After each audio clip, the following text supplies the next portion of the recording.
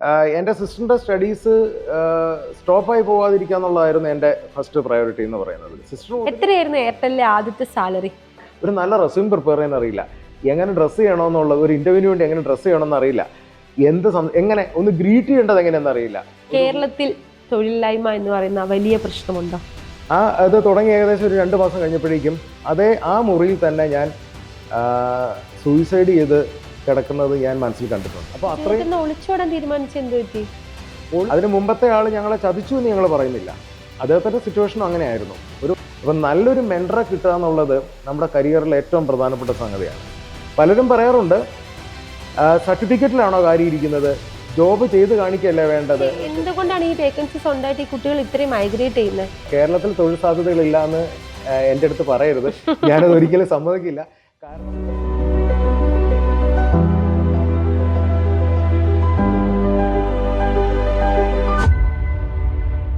നമസ്കാരം, ഞാൻ അന്ന സുസൻ. സ്പാർക്കിന്റെ സ്പാർക്കുള്ള പുതിയൊരു എപ്പിസോഡിലേക്ക് സ്വാഗതം. സീറോയിൽ നിന്ന് തുടങ്ങി ഹീറോ ആയ ഒരുപാട് പേര് സ്റ്റോറി നമ്മൾ കേട്ടിട്ടുണ്ടല്ലേ. എന്നാൽ സീറോയിൽ നിന്നും താഴെ മൈനസിൽ നിന്നും തുടങ്ങി ഇന്ന് ഹീറോ ആയി സൂപ്പർ ഹീറോ ആയിക്കൊണ്ടിരിക്കുന്ന ഒരു ചരിത്രം പറയാനുണ്ട് ഇന്ന് എൻ്റെ ഒപ്പം കഥ പറയാനിരിക്കുന്ന വ്യക്തിക്ക്. താൻ സൂപ്പർ ഹീറോ ആയതുകൊണ്ട് നിർത്തുക മാത്രമല്ല ചെയ്തേ, തന്നെ പോലെ സ്വപ്നം കാണുന്ന ഒരുപാട് പേർക്ക് ഒരു മെന്റർ ആകാനും ഒരു ട്രെയിനർ ആകാനും അവരെയും ഹീറോയും സൂപ്പർ ഹീറോയും ആകാനും സ്വപ്നം കാണാൻ പഠിപ്പിക്കുന്ന ഒരു നല്ല വ്യക്തിത്വം. അനീഷ്, സ്വാഗതം അനീഷ് ഏട്ടാ സ്പാർക്കിന്റെ ഹോട്ട് സീറ്റിലേക്ക്. ഒത്തിരി സന്തോഷത്തോടു കൂടി ഞാൻ ഇൻവൈറ്റ് ചെയ്യുന്നു. ഒരുപാട് കുട്ടികളുടെ ജീവിതത്തിലെ വിജയം നേടിക്കൊടുക്കാൻ സാധിക്കുന്ന ഒരു ബ്രാൻഡ് സ്വന്തമായി ഡെവലപ്പ് ചെയ്തൊരു വ്യക്തിയാണ്. അതിലേക്ക് വരുന്നേക്ക് മുന്നേ നമുക്കൊന്ന് പരിചയപ്പെടാം. അനീഷിന്റെ നാട് എവിടെയാണ്? കോട്ടയം ജില്ലയിലെ മാന്നാനമാണ് എൻ്റെ സ്ഥലം എന്ന് പറയുന്നത്. ഒരുപാട് നല്ല കച്ചവടക്കാരുള്ള ഒരുപാട് നല്ല മനുഷ്യരുള്ളൊരു സ്ഥലമാണ് കോട്ടയം. തീർച്ചയായിട്ടും കോട്ടയംകാരെ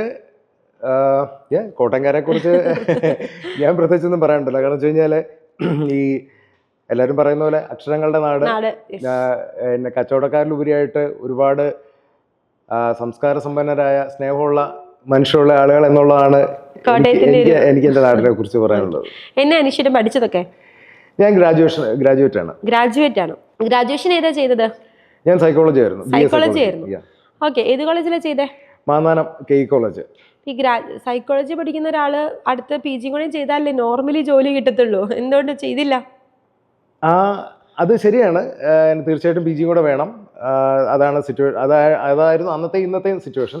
പക്ഷേ സത്യസന്ധമായിട്ട് പറഞ്ഞു കഴിഞ്ഞാൽ എൻ്റെ ഒരു അവസ്ഥയിൽ, ഫാമിലിയിലൊരു സിറ്റുവേഷനിൽ എൻ്റെ സിസ്റ്റർ വന്ന് പഠിക്കുന്നുണ്ട്. അപ്പോൾ എൻ്റെ ഫാദർ ഒരു സാധാരണ പ്രൈവറ്റ് സ്ഥാപനത്തിലെ ജോലി ചെയ്തിരുന്ന ആളാണ്. അദ്ദേഹം ബുക്ക് സെല്ലിംഗ് ആയിരുന്നു അദ്ദേഹത്തിൻ്റെ വർക്ക് എന്ന് പറയുന്നത്. പ്രൈവറ്റ് സ്ഥാപനത്തിലെ എംപ്ലോയി ആണെങ്കിലും പലപ്പോഴും നമുക്ക് വേണമെങ്കിൽ റോഡ് സൈഡ് സെല്ലർ എന്ന് വേണമെങ്കിൽ പറയാം. അങ്ങനെ അതായിരുന്നു അദ്ദേഹത്തിൻ്റെ ജോബ് എന്ന് പറയുന്നത്. മദറിന് ജോബൊന്നും ഉണ്ടായിരുന്നില്ല. സോ ഞങ്ങളെ സംബന്ധിച്ചിടത്തോളം, ഫാദറിനെ സംബന്ധിച്ചിടത്തോളം എൻ്റെ സിസ്റ്ററിൻ്റെ സ്റ്റഡീസ് ഒരുമിച്ച് മാനേജ് ചെയ്യാന്നുള്ളത് പ്രാക്ടിക്കലായിരുന്നില്ല. അപ്പോൾ സിസ്റ്റർ അന്ന് she was doing her nursing. അപ്പോൾ അത് കണ്ടിന്യൂ ചെയ്യാന്നുള്ളത് ഓബിയസ്ലി ഫസ്റ്റ് പ്രയോറിറ്റിയാണ്. എന്ന് മാത്രമല്ല, എനിക്ക് ഗ്രാജുവേഷനെങ്കിലും ആയി, സിസ്റ്റർ അതും ആയിട്ടില്ല. സോ ഐ തോട്ട് ഞാൻ സ്റ്റോപ്പ് ചെയ്യാം, so that I will go for job. അങ്ങനെ നമ്മുടെ ഒരു തിരിച്ചറിവാണ് അപ്പനെ ഇനി കൂടുതൽ കഷ്ടപ്പെടുത്തണ്ട എന്നുള്ളൊരു തിരിച്ചറിവ്. അപ്പൻ്റെ കഷ്ടപ്പാട് അന്നും ഒന്നും തീർന്നൊന്നുമില്ല. പിന്നെ അദ്ദേഹം ഒരുപാട് നാട് ജോലി ചെയ്തു. കഷ്ടപ്പാടൊന്നും തീർന്നില്ല, കുറയ്ക്കാനായിട്ട് നമുക്കൊന്ന് ഷെയർ ചെയ്യാനായിട്ട് എന്നുള്ളത്. അതിലുപരിയായിട്ട് എൻ്റെ സിസ്റ്ററിൻ്റെ സ്റ്റഡീസ് സ്റ്റോപ്പായി പോകാതിരിക്കുക എന്നുള്ളതായിരുന്നു എൻ്റെ ഫസ്റ്റ് പ്രയോറിറ്റി എന്ന് പറയുന്നത്. സിസ്റ്ററും ഒത്തിരി സ്ട്രഗിൾ ചെയ്ത് തന്നെയാണ് പഠിച്ചത്. ആളും ഒരുപാട് സാക്രിഫൈസ് ചെയ്തിട്ടുണ്ട്. പക്ഷെ ഞങ്ങളെല്ലാവരും ഒരുപോലെ സാക്രിഫൈസ് ചെയ്യേണ്ടത് ആവശ്യമായിരുന്നു. ഞങ്ങളന്ന് നിലനിൽക്കാൻ ഓഫ് കോഴ്സ് ഫിനാൻഷ്യലി സ്റ്റേബിൾ അല്ലായിരുന്നുകൊണ്ട് ഞങ്ങളെല്ലാവരും സ്ട്രഗിൾ ചെയ്യേണ്ടത് ആവശ്യമായിരുന്നു. സോ ഞങ്ങളെല്ലാവരും ഒരുമിച്ച് സ്ട്രഗിൾ ചെയ്ത് ആണ് ജീവിതം കെട്ടിപ്പടുത്തു പറയാം. ഓഫ് കോഴ്സ് ആ ഒരു സിറ്റുവേഷൻ ഓവർകം ചെയ്തത്. എന്നിട്ട് എന്ത് ജോലിക്കാണ് പോയത്? ഡിഗ്രി കഴിഞ്ഞിട്ട് എത്ര നാൾ കൊണ്ട് ജോലിക്ക് കയറി? ഡിഗ്രി കഴിഞ്ഞിട്ട് ശരിക്കും പറഞ്ഞു കഴിഞ്ഞാൽ ഞാൻ തേർഡ് ഡേയിൽ ജോബിന് കയറി. അപ്പം മിടുക്കനായിരുന്നു. അങ്ങനെയും വേണമെങ്കിൽ പറയാം. അതിനകത്ത് അതിൻ്റെ സ്റ്റോറി എന്താണെന്ന് വെച്ച് കഴിഞ്ഞാൽ, ഞാൻ ഡിഗ്രിക്ക് പഠിച്ചുകൊണ്ടിരിക്കുന്ന സമയത്ത് ഞങ്ങളുടെ ഈ department, Mannanam KE college psychology department, ആ ഡിപ്പാർട്ട്മെൻറ്റിൻ്റെ ഏറ്റവും വലിയ പ്രത്യേകത എന്താണെന്ന് വെച്ച് കഴിഞ്ഞാൽ അവിടെ സീനിയേഴ്സും ജൂനിയേഴ്സും തമ്മിൽ അപാരമായ ഒരു ബോണ്ടിങ് ആണ്. ഭയങ്കരമായ ഒരു ബന്ധമാണ് അവിടെ ഉള്ളത്. സൈക്കോളജി ഡിപ്പാർട്ട്മെന്റ് മാത്രമല്ലോ? അതേ എനിക്ക് പറയാൻ പറ്റുള്ളൂ. കാരണം ഞാൻ പഠിച്ചത് ആ ഡിപ്പാർട്ട്മെൻറ്റിലാണല്ലോ. അപ്പോൾ അതുകൊണ്ട് എനിക്ക് അത് മാത്രമേ പറയാൻ പറ്റുള്ളൂ. ഒരു പക്ഷേ അവിടെ മാത്രമാണ് അത്രയും സ്നേഹമെന്ന് ഞാൻ കരുതുന്നു. അപ്പോൾ ഞങ്ങളുടെ ഡിപ്പാർട്ട്മെൻറ്റിൽ ഞാൻ 7ാമത്തെ ബാച്ചായിരുന്നു. അപ്പോൾ എൻ്റെ സീനിയേഴ്സ് ആയിട്ടുള്ള ആളുകളൊക്കെയും അവിടെ വരികയും ഞങ്ങളുടെ ടീച്ചേഴ്സ് അവരും എല്ലാമായിട്ട് ഞങ്ങൾ ഇൻട്രാക്ട് ചെയ്യാനുള്ള സെഷൻസ് ധാരാളമായിട്ടുണ്ടായിരുന്നു. ഞങ്ങൾക്ക് അക്കാഡമിക്സിനേക്കാൾ ഉപരിയായിട്ട് ഞങ്ങളെ നല്ല വ്യക്തികളായിട്ട് വളർത്തുക, മാനസികമായിട്ടുള്ള വളർച്ച തരിക, വെല്ലുവിളികൾ നേരിടാൻ പഠിപ്പിക്കുക, അതായിരുന്നു ശരിക്കും ഞങ്ങളുടെ ടീച്ചേഴ്സ്. ഞങ്ങൾക്ക് ആകെ 3 ടീച്ചേഴ്സ് ഉണ്ടായിരുന്നുള്ളൂ. ചാമത്ര അച്ഛൻ, മാത്യു സാറ്, രാധിക മിസ്. ഇതിൽ ചാമത്ര അച്ഛനായിരുന്നു ഡിപ്പാർട്ട്മെന്റിന്റെ ഹെഡ് എന്ന് പറയുന്നത്. ഫൗണ്ടറും അദ്ദേഹം തന്നെയായിരുന്നു. അപ്പോൾ അവരായിരുന്നു ഞങ്ങളുടെ എല്ലാ ഇൻസ്പിറേഷൻ എന്ന് പറയുന്നത്. അപ്പോൾ ഈ സീനിയേഴ്സുമായിട്ട് നല്ല ബന്ധമായിരുന്നു.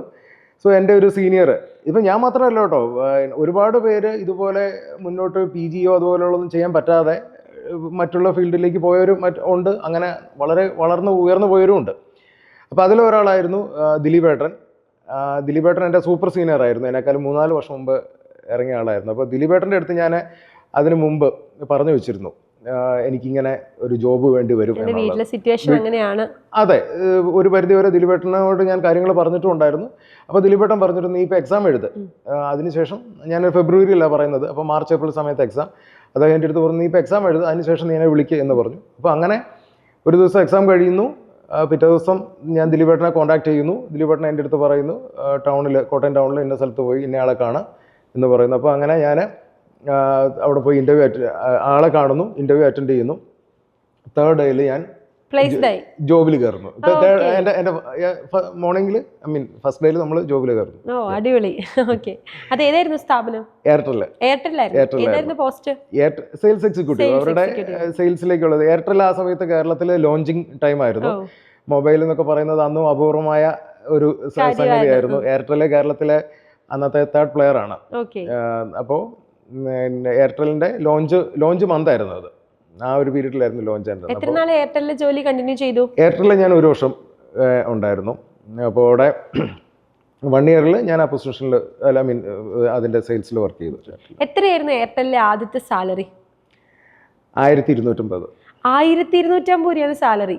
ഈ 1250 രൂപയും കൊണ്ട് എന്ത് കോൺട്രിബ്യൂഷൻ നമുക്ക് വീട്ടിലേക്ക് കൊടുക്കാൻ പറ്റും? നമ്മുടെ ചെലവുണ്ട്, വണ്ടിക്കാശുണ്ട്, ഭക്ഷണം കഴിക്കണം, ഉടുപ്പ് മേടിക്കണം, അങ്ങനെ നമുക്ക് കുറെ എക്സ്പെൻസുകളുണ്ട്. ഡെയിലി ഓഫീസിൽ പോകുമ്പോൾ നല്ല ഉടുപ്പിട്ടിട്ട് പോകണം. ഇത് കഴിഞ്ഞിട്ട് എന്നതാ വീട്ടിലേക്ക് കോൺട്രിബ്യൂട്ട് ചെയ്യാൻ പറ്റും?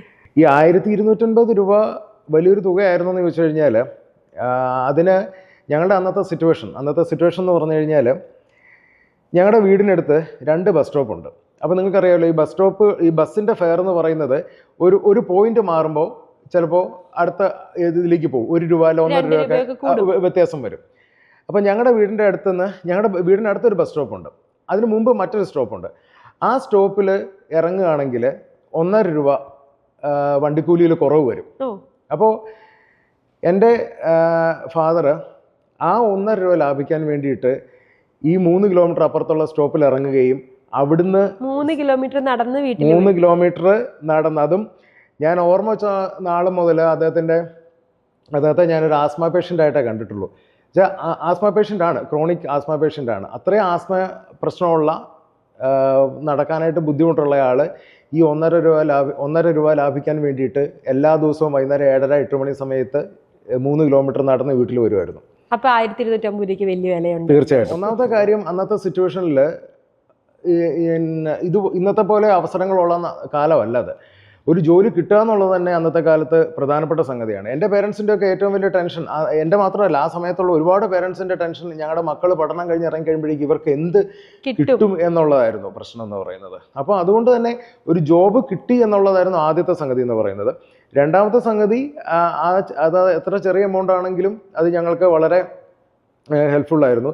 പിന്നെ ആ 1 മാസത്തിനകത്ത് തന്നെ എനിക്ക് മനസ്സിലായി, സാലറി അല്ല, സെയിൽസ് ജോബ് എന്ന് പറഞ്ഞു കഴിഞ്ഞാൽ നിങ്ങൾ നന്നായിട്ട് ഇടികൊള്ളാൻ തയ്യാറാണെങ്കിൽ, ഞങ്ങൾ സെയിൽസുകാരുടെ ഭാഷയിൽ ഇടികൊള്ളുക, അല്ലെങ്കിൽ അതുപോലത്തെ ചില ടേംസ് ഉണ്ട്. അപ്പോൾ ചുരുക്കം പറഞ്ഞാൽ, നിങ്ങൾ നന്നായിട്ട് ഹാർഡ് വർക്ക് ചെയ്യാൻ തയ്യാറാണെങ്കിൽ, എഫർട്ട് ഇടാൻ തയ്യാറാണെങ്കിൽ നിങ്ങൾക്ക് ഇതുപോലെ ഏൺ ചെയ്യാൻ പറ്റുന്ന മറ്റൊരു ജോബും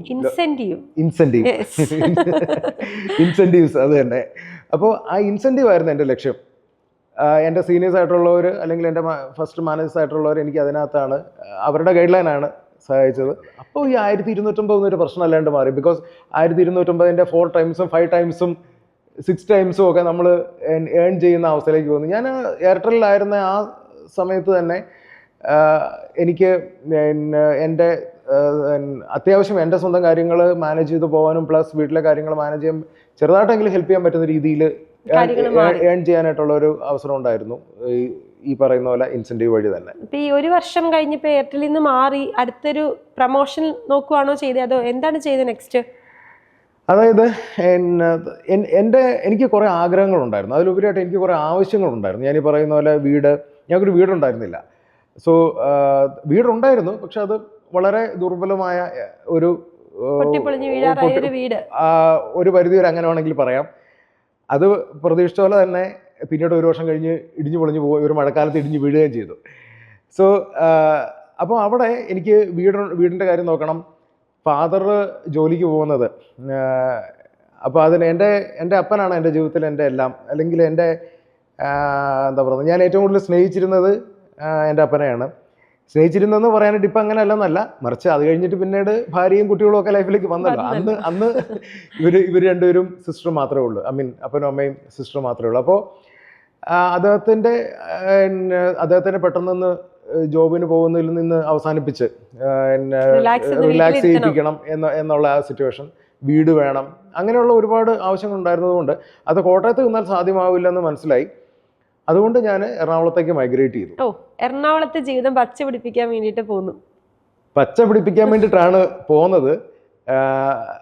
ഉദ്ദേശം അത് തന്നെയായിരുന്നു തീർച്ചയായിട്ടും. എറണാകുളത്ത് വന്നിട്ട് പെട്ടെന്ന് തന്നെ ജോലിക്ക് കയറിയോ? എറണാകുളത്ത് വന്നിട്ട് ജോലിക്ക് കയറി, പക്ഷേ ഈ നമ്മളിപ്പോൾ പറഞ്ഞ പോലെ പച്ച പിടിച്ചില്ല, സ്ട്രഗ്ലിംഗ് ആയിരുന്നു.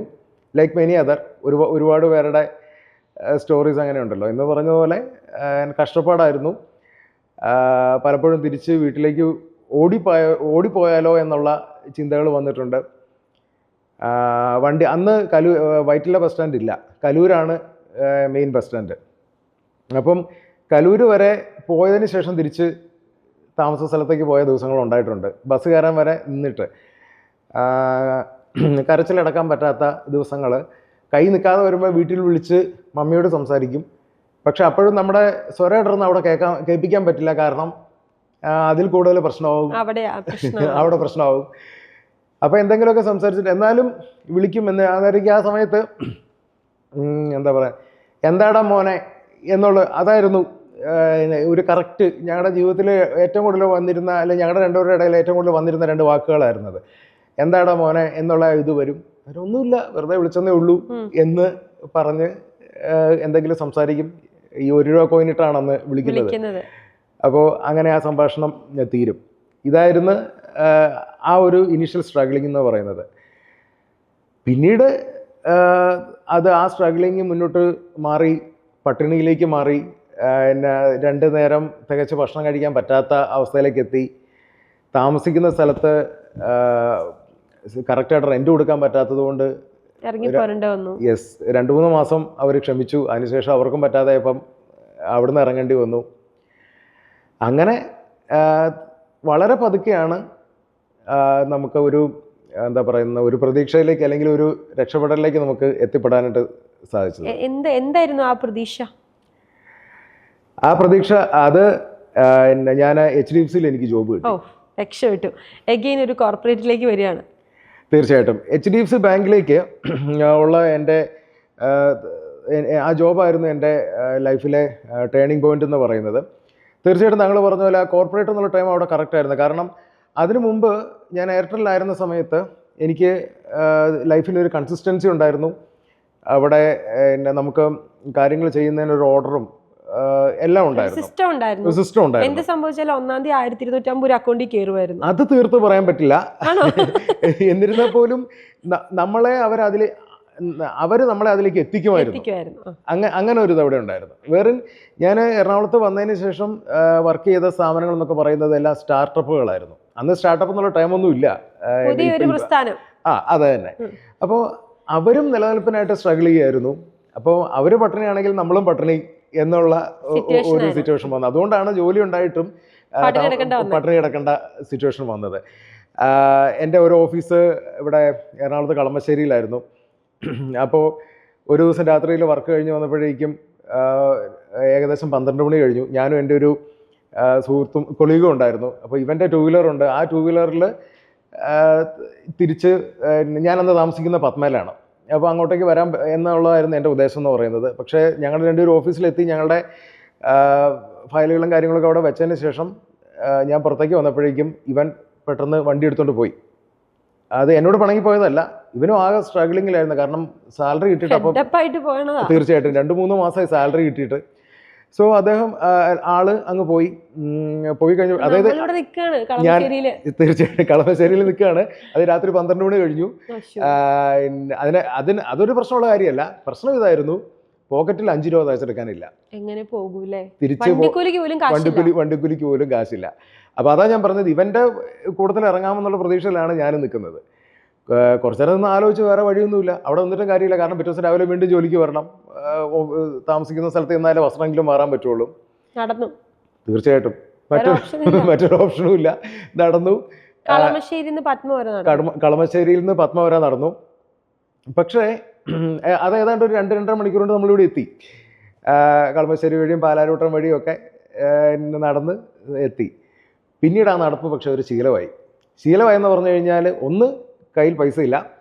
2, ആ നടപ്പായിരുന്നു ആ സമയത്തെ ശരിക്കുള്ള ചില ഒരു ആശ്വാസം എന്ന് പറയുന്നത്. അല്ലെന്നുണ്ടെങ്കിൽ നമ്മളുടെ ശരിക്കും ആ ഒരു സമയം, ആ ഒരു നടപ്പാണ് എന്നെ വേണമെങ്കിൽ ഇവോൾവ് ചെയ്തതെന്ന് വേണമെങ്കിൽ പറയാം. ഞാനിങ്ങനെ നടക്കുമ്പോഴേക്കും ഈ എറണാകുളം നഗരത്തിൻ്റെ അവസരങ്ങൾ, അതായത് അവിടുത്തെ ബിസിനസ്സുകൾ, ഞാൻ അതുവരെ ശ്രദ്ധിക്കാത്ത സ്ഥാപനങ്ങൾ, അല്ലെങ്കിൽ ചില ദിവസങ്ങളിലൊക്കെ, എല്ലാ ദിവസവും നടന്നതല്ല ഞാൻ പറയുന്നത് കേട്ടോ, സമയവും സാഹചര്യവും പോലെയൊക്കെ ഉള്ള നടപ്പുകൾ, അല്ലെങ്കിൽ ബസ്സിൽ തിരിച്ചു വരുമ്പോൾ നമ്മൾ കാണുന്ന കെട്ടിടങ്ങൾ, അപ്പോൾ ഇതൊക്കെ ഈ ഓരോരോ പുതിയ പ്രസ്ഥാനങ്ങളും കാര്യങ്ങളും വരുന്നതും ഒക്കെ എനിക്കൊരു ഇൻസ്പിറേഷനായിട്ട് മാറി.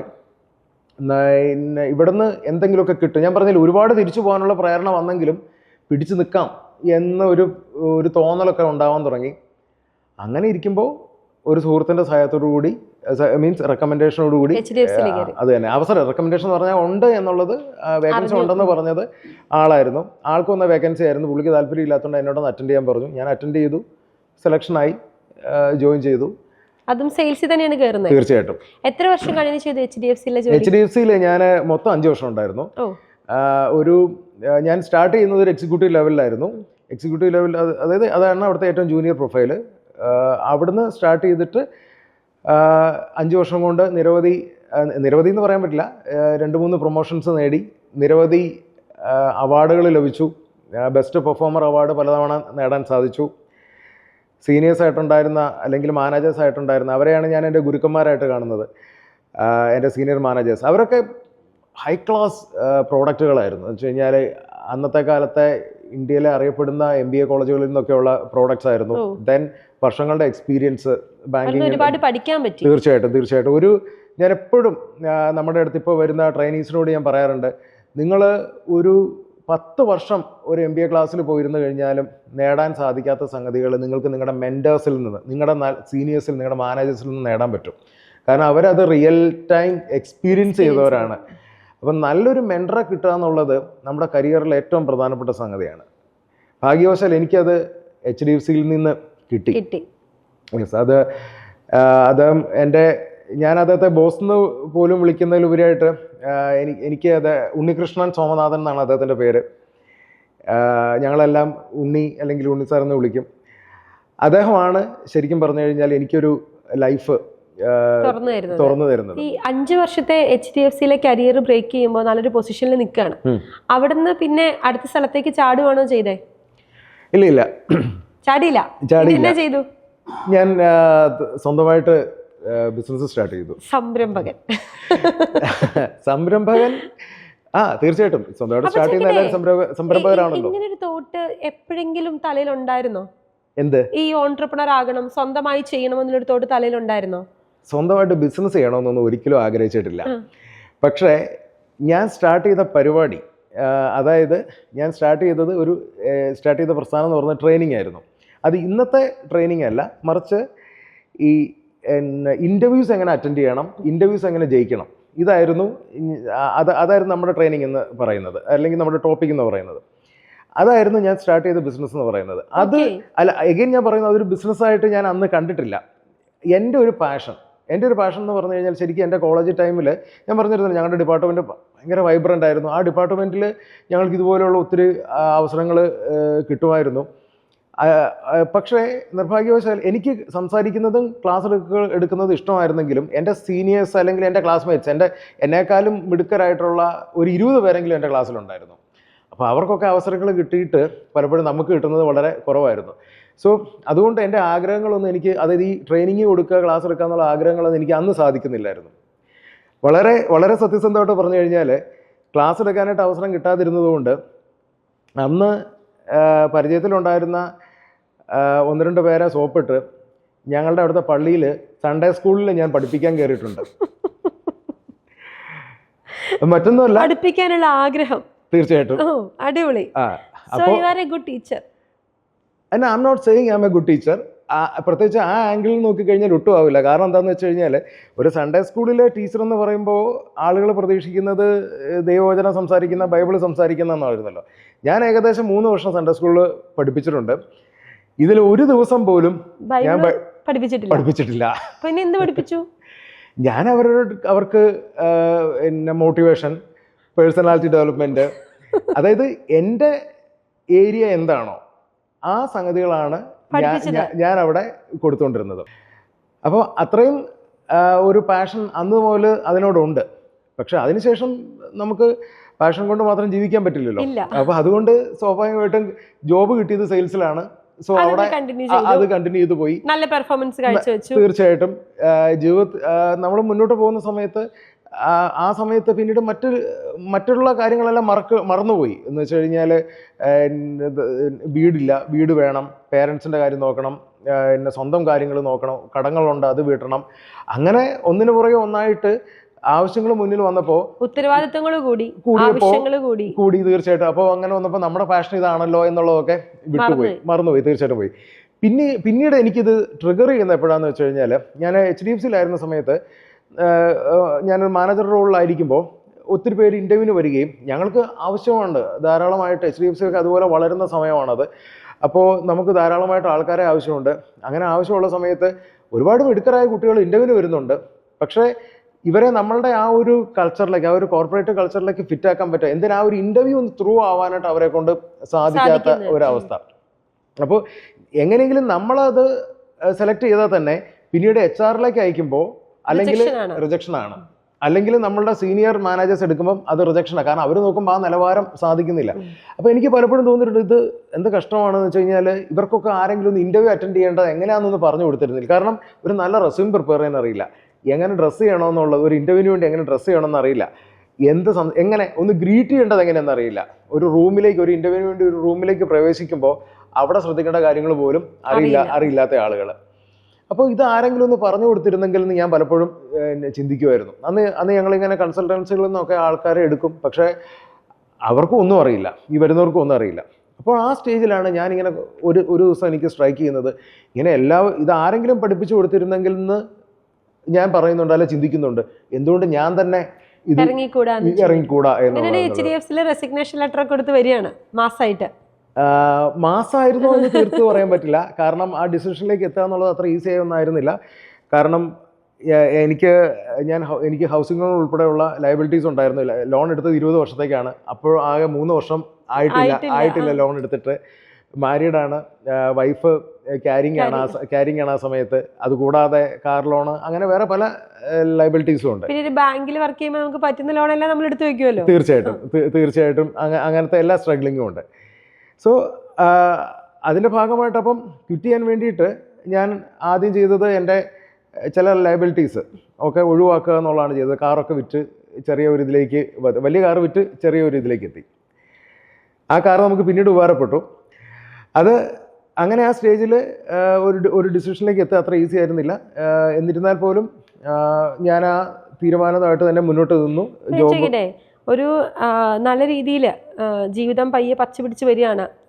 പറയുമ്പോൾ പാപ്പനാണെങ്കിലും അമ്മയാണെങ്കിലും ഭയങ്കര പ്രൗഡ്ലി മോൻ HDFC-യിലാണ് വർക്ക് ചെയ്യുന്നത്, വീട് വെച്ചു, ഹൗസിംഗ് ലോൺ ആണെങ്കിലും വീട് വെച്ചു, കാറുണ്ട്, വൈഫ് കല്യാണം കഴിഞ്ഞു, ഒരു നല്ല ജീവിത സാഹചര്യത്തിൽ പോയിക്കൊണ്ടിരിക്കുമ്പോൾ ഇത്രയും വലിയ ഡിസിഷൻ എടുക്കാൻ ഇവർ സമ്മതിച്ചോ? ഇല്ല, ഇവരാരും സമ്മതിച്ചില്ല എന്ന് മാത്രമല്ല, പേരൻസിൻ്റെ ഏറ്റവും വലിയ പ്രശ്നം എന്താണെന്ന് വെച്ച് കഴിഞ്ഞാൽ ഇടിഞ്ഞു പൊളിഞ്ഞാണെങ്കിൽ അവർക്കൊരു വീടുണ്ടായിരുന്നു, അത് ഞാൻ ലോൺ തിരിച്ചടച്ചോളാം എന്ന് അവരെ കൺവിൻസ് ചെയ്തിട്ട് ഞാൻ ആ ആധാരം പണയം വെച്ച് ആകെയുള്ള വീട് പണയം വെച്ചിട്ട് അപ്പൊ നോക്കുമ്പോ കിടപ്പാടം കൂടി തികച്ചും കൃത്യമായിട്ട് അത് തന്നെയായിരുന്നു അവസ്ഥ എന്ന് പറയുന്നത്.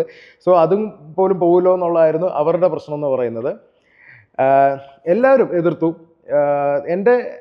അന്ന് എൻ്റെ വൈഫ് മാത്രമാണ് എൻ്റെ ഒപ്പം നിന്നത്. കാരണം ഞാൻ സത്യത്തിൽ ആകെ പെർമിഷൻ ചോദിച്ചത് വൈഫിനോട് മാത്രം, ബാക്കിയുള്ളവരോട് എൻ്റെ തീരുമാനം പറയായിരുന്നു. വൈഫിനോട് ഞാൻ പെർമിഷൻ ചോദിച്ചു, ആള് സ്ട്രേറ്റ് അവേ പറഞ്ഞു ഒരു കുഴപ്പമില്ല, ചെയ്യാൻ പറ്റും, എനിക്ക് വിശ്വാസമാണ്, അതിനുള്ള കഴിവുണ്ട് എന്ന് ആൾ എൻ്റെ അടുത്ത് അത് അക്നോളജ് ചെയ്തു. ധൈര്യം കൂടി. തീർച്ചയായിട്ടും. കാരണം വെച്ച് കഴിഞ്ഞാൽ നമ്മളുടെ പാർട്ട്ണറുടെ സപ്പോർട്ടാണല്ലോ നമ്മളുടെ ഇതിനകത്ത് ഏറ്റവും വലുത്. ബിക്കോസ് നാളെ നമ്മൾ സ്ട്രഗിൾ ചെയ്യുകയാണെങ്കിൽ ഞാൻ തോറ്റാൽ അത് ഏറ്റവും കൂടുതൽ സ്ട്രഗിൾ ചെയ്യാൻ പോകുന്നത് ആളെ തന്നെയാണ്. അപ്പോൾ ആളുടെ സപ്പോർട്ട് അതിനകത്ത് വളരെ പ്രധാനപ്പെട്ട സംഗതിയാണ്. ആളെന്ന് നോ പറഞ്ഞിരുന്നെങ്കിൽ ഇന്നൊരു പക്ഷേ ഇതൊന്നും സംഭവിക്കില്ലായിരുന്നു, ഞാനും ഈ രീതിയിലാവില്ലായിരുന്നു. അല്ലെങ്കിൽ ഇന്നിപ്പോ ബാങ്കിങ് സെഗ്മെന്റിൽ തന്നെ എവിടെയെങ്കിലും ഒക്കെ ഉണ്ടായേനെ. തീർച്ചയായിട്ടും ബാങ്കിങ്ങിലോ അല്ലെന്നുണ്ടെങ്കിൽ, ബിക്കോസ് അടുത്തതായിട്ട് എനിക്ക് വേണമെങ്കിൽ ഒന്നെങ്കിൽ അവിടെ തന്നെ, ഇല്ലെങ്കിൽ മറ്റ് ബാങ്കിങ്, കാരണം പുതുതായിട്ട് ബാങ്കുകളൊക്കെ ഒരുപാട് വരുന്ന സമയമായിരുന്നത്, ഉള്ള ബാങ്കുകൾ തന്നെ നന്നായിട്ട് എക്സ്പാൻഡ് ചെയ്യുന്നു. സോ ഒരു ASM പൊസിഷനോ RSM പൊസിഷനോ ഒക്കെ അടുത്ത 2-3 വർഷങ്ങൾക്കകത്ത് തീർച്ചയായിട്ടും കയ്യെത്താൻ ദൂരത്തിൽ തന്നെയായിരുന്നു. അത് തീർച്ചയായിട്ടും അതെ. കാരണം ഞാൻ റിസൈൻ ചെയ്ത് എൻ്റെ ബിസിനസ്സുകളുമായിട്ട് അത്യാവശ്യം നന്നായിട്ട് പോകുന്ന സമയത്ത് പോലും എനിക്ക് 2-3 ഇയേഴ്സിന് ശേഷം പോലും എനിക്ക് ഓഫേഴ്സ് വന്നിട്ടുണ്ടായിരുന്നു. സോ തീർച്ചയായിട്ടും ഞാനത് കണ്ടിന്യൂ ചെയ്തിരുന്നെങ്കിൽ അന്ന് എൻ്റെ ഒപ്പം ഉണ്ടായിരുന്ന പലരും ഇന്ന് ഇന്ത്യയിലെ അറിയപ്പെടുന്ന പല ബാങ്കുകളുടെയും വളരെ കീ പൊസിഷൻസിൽ വർക്ക് ചെയ്യുന്നവരുണ്ട്. മന്ത്ലി 2 lakhs 3 lakhs ഒക്കെ സാലറി മേടിക്കുന്നവരുണ്ട്, അതിൽ മേലെ മേടിക്കുന്നവരുണ്ട്. അപ്പോൾ അതുകൊണ്ട് തീർച്ചയായിട്ടും എനിക്കും അവരെ പോലെയൊക്കെ തന്നെ ആവാൻ സാധിച്ചേനെ. ആദ്യ സംരംഭം എവിടെയാണ് പ്ലാൻ ചെയ്യുന്നത്? അത് കോട്ടയത്ത് തന്നെ. എന്തായിരുന്നു പ്ലാൻ ചെയ്തത്? ഇത് ട്രെയിനിങ്, ഇന്റർവ്യൂ ക്രാക്ക് ചെയ്യാൻ കുട്ടികളെ പഠിപ്പിക്കുന്നു. അബ്സല്യൂട്ട്ലി, അത്രേ ഉള്ളൂ. അതിനകത്ത് കയ്യിലുള്ള സമ്പാദ്യം മുഴുവൻ ലോണാക്കി വെച്ചേക്കാണ്, പിന്നെ കയ്യിൽ മിക്കവാറും നീക്കിയിരിപ്പുകളൊന്നും ഉണ്ടാവില്ല. അപ്പൊ എന്തായിരുന്നു ഈ ഒരു സംരംഭം തുടങ്ങി? എന്താണ് ഈ ക്യാപിറ്റൽ വേണം? ക്യാപിറ്റൽ എത്രയായിരുന്നു? ഇത് എങ്ങനെ കണ്ടെത്തി? അതിന് ഞാൻ പറഞ്ഞിരുന്നല്ലോ, എനിക്ക് ആദ്യമേ ഒരു കാർ ഉണ്ടായിരുന്നത്. ഇത് ഞാൻ ഈ ഡിസിഷൻ എടുത്തപ്പം ആദ്യം ചെയ്തത് ആരും അറിയാതെ ആ കാർ വിൽക്കാന്നുള്ളതായിരുന്നു. അതിന് റീസൺ പറഞ്ഞത് വേറെ ആയിരുന്നു. എൻ്റെ ലയബിലിറ്റി കുറയ്ക്കാന്നുള്ളതായിരുന്നു എൻ്റെ ഉദ്ദേശം എന്ന് പറയുന്നത്. അപ്പോൾ ആ കാർ വിറ്റിട്ട് പകരം ഞാനൊരു പാട്ട 800 മേടിച്ചിരുന്നു. പാട്ടെന്ന് ഞാൻ പറയാൻ കാരണം എന്താണെന്ന് വെച്ച് കഴിഞ്ഞാൽ ആ വണ്ടിക്ക് ഹോണിൻ്റെ ആവശ്യമൊന്നുമില്ലായിരുന്നു. നമ്മൾ വഴിയെ പോകുമ്പോഴേക്കും ഏകദേശം 2 കിലോമീറ്റർ അപ്പുറത്തുള്ളവർക്ക് തന്നെ അറിയാൻ പറ്റും ഈ ഒരു വണ്ടി വരുന്നുണ്ട് എന്നറിയാൻ പറ്റുമായിരുന്നു. അത്രയും തകിടിൻ്റെ സ്വരമായിരുന്നു. ഏകദേശം 55,000 രൂപയ്ക്ക് ഞാൻ മേടിച്ചൊരു വണ്ടിയായിരുന്നത്. അപ്പോൾ ഇതിന് വേണ്ടിയിട്ട്, നമ്മുടെ ഈ പ്രസ്ഥാനത്തിന് വേണ്ടിയിട്ട് എനിക്ക് ഏകദേശം ഒരു 1.5 ലക്ഷം രൂപയ്ക്ക് മേലെയാണ് അന്ന് ഇൻവെസ്റ്റ്മെൻറ്റ് വന്നത്, ബിൽഡിംഗ് ഡെപ്പോസിറ്റും എല്ലാം ഒക്കെ ഉൾപ്പെടെ. അപ്പോൾ അന്ന് ഈ പറഞ്ഞ 55,000 രൂപയ്ക്ക് മേടിച്ച വണ്ടി നമ്മളൊരു 50,000 രൂപയ്ക്ക് വിറ്റു. ആ പണം പിന്നെ എല്ലാ ഇടത്തരക്കാരുടെയും അല്ലെങ്കിൽ സാധാരണക്കാരുടെയും കാര്യം പറഞ്ഞ പോലെ ഭാര്യയുടെ സ്വർണം, അതാണല്ലോ നമ്മളുടെ ഏറ്റവും വലിയ അസറ്റ്. ഞങ്ങളുടെ സ്പാർക്കിൽ ഒരു വീഡിയോ മില്യൺ യൂസ് ചെയ്യും, ഭാര്യയുടെ സ്വർണ്ണമാണ് നമ്മുടെ ഏറ്റവും വലിയ. ഞാൻ ആ വീഡിയോ കണ്ടിട്ടുണ്ട്. അദ്ദേഹത്തിന്റെ ആ വീഡിയോ, ആ സ്പാർക്കിൽ ആ വീഡിയോ കണ്ട സമയത്ത് ഞാൻ ഇത് സെയിം സ്റ്റോറി തന്നെ ഞാൻ ഓർത്തത്. ഇത് തന്നെയാണല്ലോ ഓൾമോസ്റ്റ് എല്ലാവരുടെയും എന്നുള്ളത്. താങ്കൾ ഒരു കാര്യം ശ്രദ്ധിച്ചോ, ആ വീഡിയോ ഒരുപാട് ഷെയർ ചെയ്യപ്പെട്ടിട്ടുണ്ടായിരുന്നു. അത് ഷെയർ ചെയ്യപ്പെട്ടതിന്റെ പിന്നിലെ മോട്ടിവേഷൻ എന്താ നിങ്ങൾക്കറിയാമോ? എനിക്ക് മനസ്സിലായ കാര്യം, ഒന്നെങ്കിൽ ഭാര്യ ഭർത്താവിന് അയച്ചു കൊടുത്തു, അല്ലെങ്കിൽ ഭർത്താവ് ഭാര്യയ്ക്ക് അയച്ചു കൊടുത്തു. ഭാര്യ പറഞ്ഞാണ് ഇതുപോലെ രക്ഷപ്പെട്ട് വരണം, ഭർത്താവ് പറഞ്ഞാണ് ഞാൻ ഇതുപോലെ രക്ഷപ്പെട്ട് വരാം. എക്സാക്ട്ലി. ഒരുപാട് ഭർത്താക്കന്മാര് ഭാര്യയ്ക്ക് മോട്ടിവേഷൻ കൊടുത്തു. ആ വീഡിയോ കണ്ടോ ഇദ്ദേഹത്തിന് ഇങ്ങനെ ആകാമെങ്കിൽ നമുക്കും ആകാം, സോ സ്വർണം തരിക എന്നുള്ളൊരു ഇത് കൊടുത്തിട്ടുണ്ടാകും.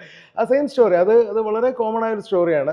അപ്പോൾ അത് തന്നെയാണ് ഞങ്ങളുടെ കേസിൽ സംഭവിച്ചത്. അങ്ങനെ ആ ഒരു ചെറിയ കാർ വിറ്റ് കിട്ടിയ കാശും ഈ സ്വർണം പണയപ്പെടുത്തിയതും ഞങ്ങളുടെ വെച്ചിട്ടാണ് ഞങ്ങളത് സ്റ്റാർട്ട് ചെയ്യുന്നത്. പ്രതീക്ഷിച്ച പോലെ നമുക്ക് ആ ഇതിനകത്ത് വിജയം കൊയ്യാൻ സാധിച്ചോ? പ്രതീക്ഷിച്ച പോലെ എന്ന് പറഞ്ഞു കഴിഞ്ഞാൽ ഒരുപാട് വലിയ പ്രതീക്ഷകളൊന്നും ഉണ്ടായിരുന്നില്ല. സർവൈവ് ചെയ്യണമെന്ന് മാത്രമായിരുന്നു ആഗ്രഹം തുടക്കത്തിൽ. പക്ഷെ എന്നിരുന്നാൽ പോലും തുടങ്ങി ഏകദേശം 2 മാസം കഴിഞ്ഞപ്പോഴേക്കും, അതൊരു ചെറിയ സ്പേസ് ആയിരുന്നു, ഏതാണ്ട് ഒരു 200-250 സ്ക്വയർ ഫീറ്റ് ഉള്ള ഒരു സ്പേസ് ആണ്. ആ സ്പേസ് ഞങ്ങൾ ഇന്നും ഹോൾഡ് ചെയ്യുന്നുണ്ട് കേട്ടോ. ഇന്ന് ഞങ്ങളുടെ ആ സ്പേസ് ഉണ്ട്. അത് തുടങ്ങി ഏകദേശം ഒരു 2 മാസം കഴിഞ്ഞപ്പോഴേക്കും ആ മുറിയിൽ തന്നെ ഞാൻ സൂയിസൈഡ് ചെയ്ത് കിടക്കുന്നത് ഞാൻ മനസ്സിൽ കണ്ടിട്ടുണ്ട്. ബിക്കോസ് അത് അടപടലം ഒരു ഫ്ലോപ്പായി പരാജയമായിട്ട് മാറി. എന്ത് പറ്റി? കാരണം അത്രയും പ്രതീക്ഷയോടെ തുടങ്ങിയ ഒരു പ്രസ്ഥാനം, അത്രയും എക്സ്പീരിയൻസ് നമുക്കുണ്ട്, ഫിനാൻസ് മാനേജ് ചെയ്യാൻ അറിയാം, അല്ലെങ്കിൽ ഒരു ട്രെയിനർ, ആ ഒരു ആഗ്രഹം നമ്മുടെ ഉള്ളിലുണ്ട്. പിന്നെ എന്തുകൊണ്ട് ആ പ്രസ്ഥാനം പൊട്ടി 2 മാസം കൊണ്ട്? അതിൻ്റെ കാരണം എന്താണെന്ന് വെച്ച് കഴിഞ്ഞാൽ, ഒരു എംപ്ലോയി ആയിരിക്കുക എന്നുള്ളതും എംപ്ലോയർ ആയിരിക്കുക എന്നുള്ളതും രാവും പകരും പോലുള്ള വ്യത്യാസമാണ്. എംപ്ലോയി ആയിരിക്കുന്ന സമയത്ത് നമ്മൾ മറ്റാരുടെയൊക്കെ ചിറകിലിൻ്റെ കീഴിലാണ്. അപ്പോൾ അവിടെ ആയിരിക്കുന്ന സമയത്ത് ആ ഒരു സിസ്റ്റത്തിലാണ് നമ്മൾ പോയിക്കൊണ്ടിരിക്കുന്നത്. വേറെ നിങ്ങളൊരു എംപ്ലോയർ ആകുന്ന നിമിഷം മുതൽ നിങ്ങൾ റിസ്ക് എടുക്കുകയാണ്. റിസ്ക് എടുക്കുക എന്ന് പറഞ്ഞു കഴിഞ്ഞാൽ അത് എവിടെ എത്തിച്ചേരുമെന്ന് പോലും പറയാൻ പറ്റാത്ത ലെവൽ റിസ്ക്കാണ് നമ്മൾ എടുക്കുന്നത്. തുടങ്ങിക്കഴിഞ്ഞപ്പോഴാണ് മനസ്സിലായത് ഞാൻ അത്രയും കാലം പഠിച്ചതൊന്നും അല്ല ബിസിനസ്സെന്നോ അല്ലെങ്കിൽ ഇത്രയും കാലം മുന്നോട്ട് കൊണ്ടോ ആ എക്സ്പീരിയൻസ് ഒന്നും പോരാന്ന് മനസ്സിലാവുന്നത്. അതിലുപരിയായിട്ട് ഞങ്ങളുടെ പ്രോഡക്റ്റിൻ്റെ ഒരു പ്രശ്നം ഉണ്ടായിരുന്നു, സർവീസിൻ്റെ ഒരു പ്രോബ്ലം ഉണ്ടായിരുന്നു അവിടെ. അതായത് ഞങ്ങൾ ചെയ്യുന്നത് ബേസിക്കലി ഇൻ്റർവ്യൂ എങ്ങനെ ക്രാക്ക് ചെയ്യണമെന്ന് പഠിപ്പിക്കുകയാണല്ലോ ചെയ്യുന്നത്. 10 ദിവസത്തെ ട്രെയിനിങ്. 10 ദിവസത്തെ ട്രെയിനിങ് ഉണ്ട്. അപ്പോൾ ആ 10 ദിവസം കൊണ്ട് നമ്മൾ ഇവരെ അത് ട്രെയിൻ ചെയ്ത് പഠിപ്പിക്കുന്നു, എന്നിട്ട് അവർ പുറത്തു പോകുന്നു. പക്ഷെ പ്രോബ്ലം എന്തായിരുന്നു വെച്ച് കഴിഞ്ഞാൽ, അന്ന് ഞാനത് ഐഡൻറ്റിഫൈ ചെയ്യുന്നില്ല. എനിക്ക് ആദ്യത്തെ പ്രശ്നം ആരംഭിച്ചത് ആദ്യത്തെ ബാച്ചിൽ 10 പേരെ കിട്ടി, രണ്ടാമത്തെ ബാച്ചിലേക്ക് അത് 7 പേരായി, മൂന്നാമത്തെ ബാച്ചായപ്പോൾ അത് 3 പേരായി, അടുത്തതിലേക്ക് അതായത് ആദ്യത്തെ മാസം കഴിഞ്ഞപ്പോൾ ഇത്രയും പേര് ഏകദേശം 20 പേര് ആദ്യത്തെ 1 മാസം കൊണ്ട് കഴിഞ്ഞു. അടുത്ത മാസം മുതൽ ആളില്ല. ഒരു ഫുൾ മന്ത് എൻ്റെ വൈഫും ഞാനും മാത്രമായിരുന്നു അതിൻ്റെ ആകെയുള്ള എംപ്ലോയീസ് എന്ന് പറയുന്നത്. എല്ലാം തീർച്ചയായിട്ടും വൈഫ് ഫ്രണ്ട് ഓഫീസ് മാനേജ് ചെയ്യും, ഞാൻ ട്രെയിനിങ് കൊടുക്കും, ഇതാണ് ചെയ്തിരുന്നത്. പക്ഷേ രണ്ടാമത്തെ മാസം ഒരു വരുമാനവും ലഭിക്കാതെ ഞങ്ങൾക്കൊരു ഫുൾ മന്ത് നിൽക്കേണ്ടി വന്നു. റെന്റ് കൊടുക്കണം, ലോൺ അടയ്ക്കണം, ഇതെല്ലാം ഉണ്ട്. അപ്പോൾ ശരിക്കും ഞങ്ങൾ രണ്ടുപേരും അങ്ങോട്ടും ഇങ്ങോട്ടും മുഖത്തേക്ക് നോക്കാൻ പറ്റാത്ത ഒരവസ്ഥ. സോ ആ സ്റ്റേജിൽ ഒരു ദിവസം ഞാൻ വൈഫിൻ്റെ അടുത്ത് നീ പൊക്കോ എന്ന് പറഞ്ഞിട്ട് ഞാൻ വീട്ടിലേക്ക് ആളെ വീട്ടിലേക്ക് പറഞ്ഞു വിട്ടു. കാരണം കുഞ്ഞുണ്ട്, അന്ന് വളരെ ചെറിയ കുഞ്ഞാണ്. അപ്പോൾ ആളെ വീട്ടിലേക്ക് പറഞ്ഞു വിട്ടിട്ട് ഞാൻ അവിടെ ഇരിക്കുകയായിരുന്നു. എനിക്ക് എന്ത് ചെയ്യണമെന്ന് അറിയില്ലാത്തതുകൊണ്ടാണ് ഞാൻ അവിടെ ഇരുന്നത്. പക്ഷേ ആ ഇരിപ്പ്, ആ ചിന്തകൾ ചെന്ന് കയറിയത് ജീവിതം അവസാനിപ്പിക്കുന്നതിനെ കുറിച്ചാണ്. ബിക്കോസ് ഞാനൊരു പരാജയമായിട്ട് നിൽക്കുകയാണ് അവിടെ. ഞാൻ ഈ ഇതിലേക്ക് ഇറങ്ങി പുറപ്പെടുന്നതിനുള്ള തീരുമാനം എടുത്ത് ഇതൊക്കെ തുടങ്ങിയ സമയത്താണ് ജോബ് റിസൈൻ ചെയ്യുന്നുള്ള കാര്യം എൻ്റെ ഫാമിലി അറിയുന്നതും മറ്റു പുറത്തുള്ളവരൊക്കെ അറിയുന്നതും പ്രശ്നമുണ്ടാകുന്നത്. ആ സമയത്ത് എൻ്റെ ഫാദറിനെ വിളിച്ചിട്ട് ഷൗട്ട് ചെയ്തു. അദ്ദേഹം പറഞ്ഞു, ഒരു ബാങ്ക് മാനേജർക്കാണ് ഞാൻ എൻ്റെ മകളെ കല്യാണം കഴിപ്പിച്ചു കൊടുത്തത്, പക്ഷേ ഇപ്പോൾ ഒരു കുഞ്ഞു ആയ സമയത്ത് അവൻ്റെ അവസ്ഥ എന്താണ് എന്നുള്ളത്. അപ്പോൾ അത്രയും ഒളിച്ചോടാൻ തീരുമാനിച്ചു. എന്ത് പറ്റി? ഒളിച്ചോടാനല്ലായിരുന്നു, ഒളിച്ചോടാനുള്ള തീരുമാനമായിരുന്നില്ല, മറിച്ച് പിടിച്ചു നിൽക്കാൻ പറ്റാത്ത ഒരു സിറ്റുവേഷനിലേക്ക് അങ്ങ് പോയി, മാനസികമായിട്ട് ഇത് പറ്റാത്ത. പക്ഷെ ആ തോന്നൽ കുറച്ച് മണിക്കൂറുകൾക്ക് ഉണ്ടായിരുന്നുള്ളൂ കേട്ടോ. ആ റൂമിൽ തന്നെ ഇരുന്നിട്ട് ഞാൻ തീരുമാനിച്ചു, ഇതിനേക്കാളും ബുദ്ധിമുട്ട് വന്നപ്പോൾ നമ്മൾ തിരിച്ചു വന്നിട്ടുണ്ട്. ജോബിൽ ചലഞ്ചസ് വന്നപ്പോൾ പിടിച്ചു നിന്നിട്ടുണ്ട്. താമസിച്ചിരുന്ന വീട് ഇടിഞ്ഞു പൊളിഞ്ഞു പോയി. ഒരു ഫുൾ മഴക്കാലത്ത് വീടില്ലാണ്ട് നിൽക്കേണ്ടി വന്ന സമയത്തും പിടിച്ചു നിന്നിട്ടുണ്ട്. സോ ഇതും ചെയ്യും.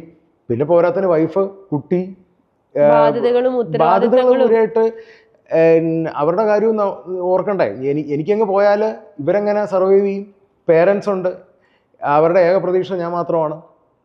അപ്പോൾ കുറച്ച് മണിക്കൂറുകൾ കൊണ്ട് തിരിച്ചു വന്നു. മനുഷ്യനല്ലേ, ആ ഒരു സർവൈവൽ ഇൻസ്റ്റിങ്ക്റ്റ്, ആ ഒരു നിമിഷത്തെ ഒന്ന് അതിജീവിക്കാൻ പറ്റിയാൽ നമ്മുടെ ഒരുപാട് ആത്മഹത്യകൾ ഇല്ലാണ്ടാവുമെന്ന് ഞാൻ പിന്നീട് പലരോടും പറഞ്ഞിട്ടുണ്ട്.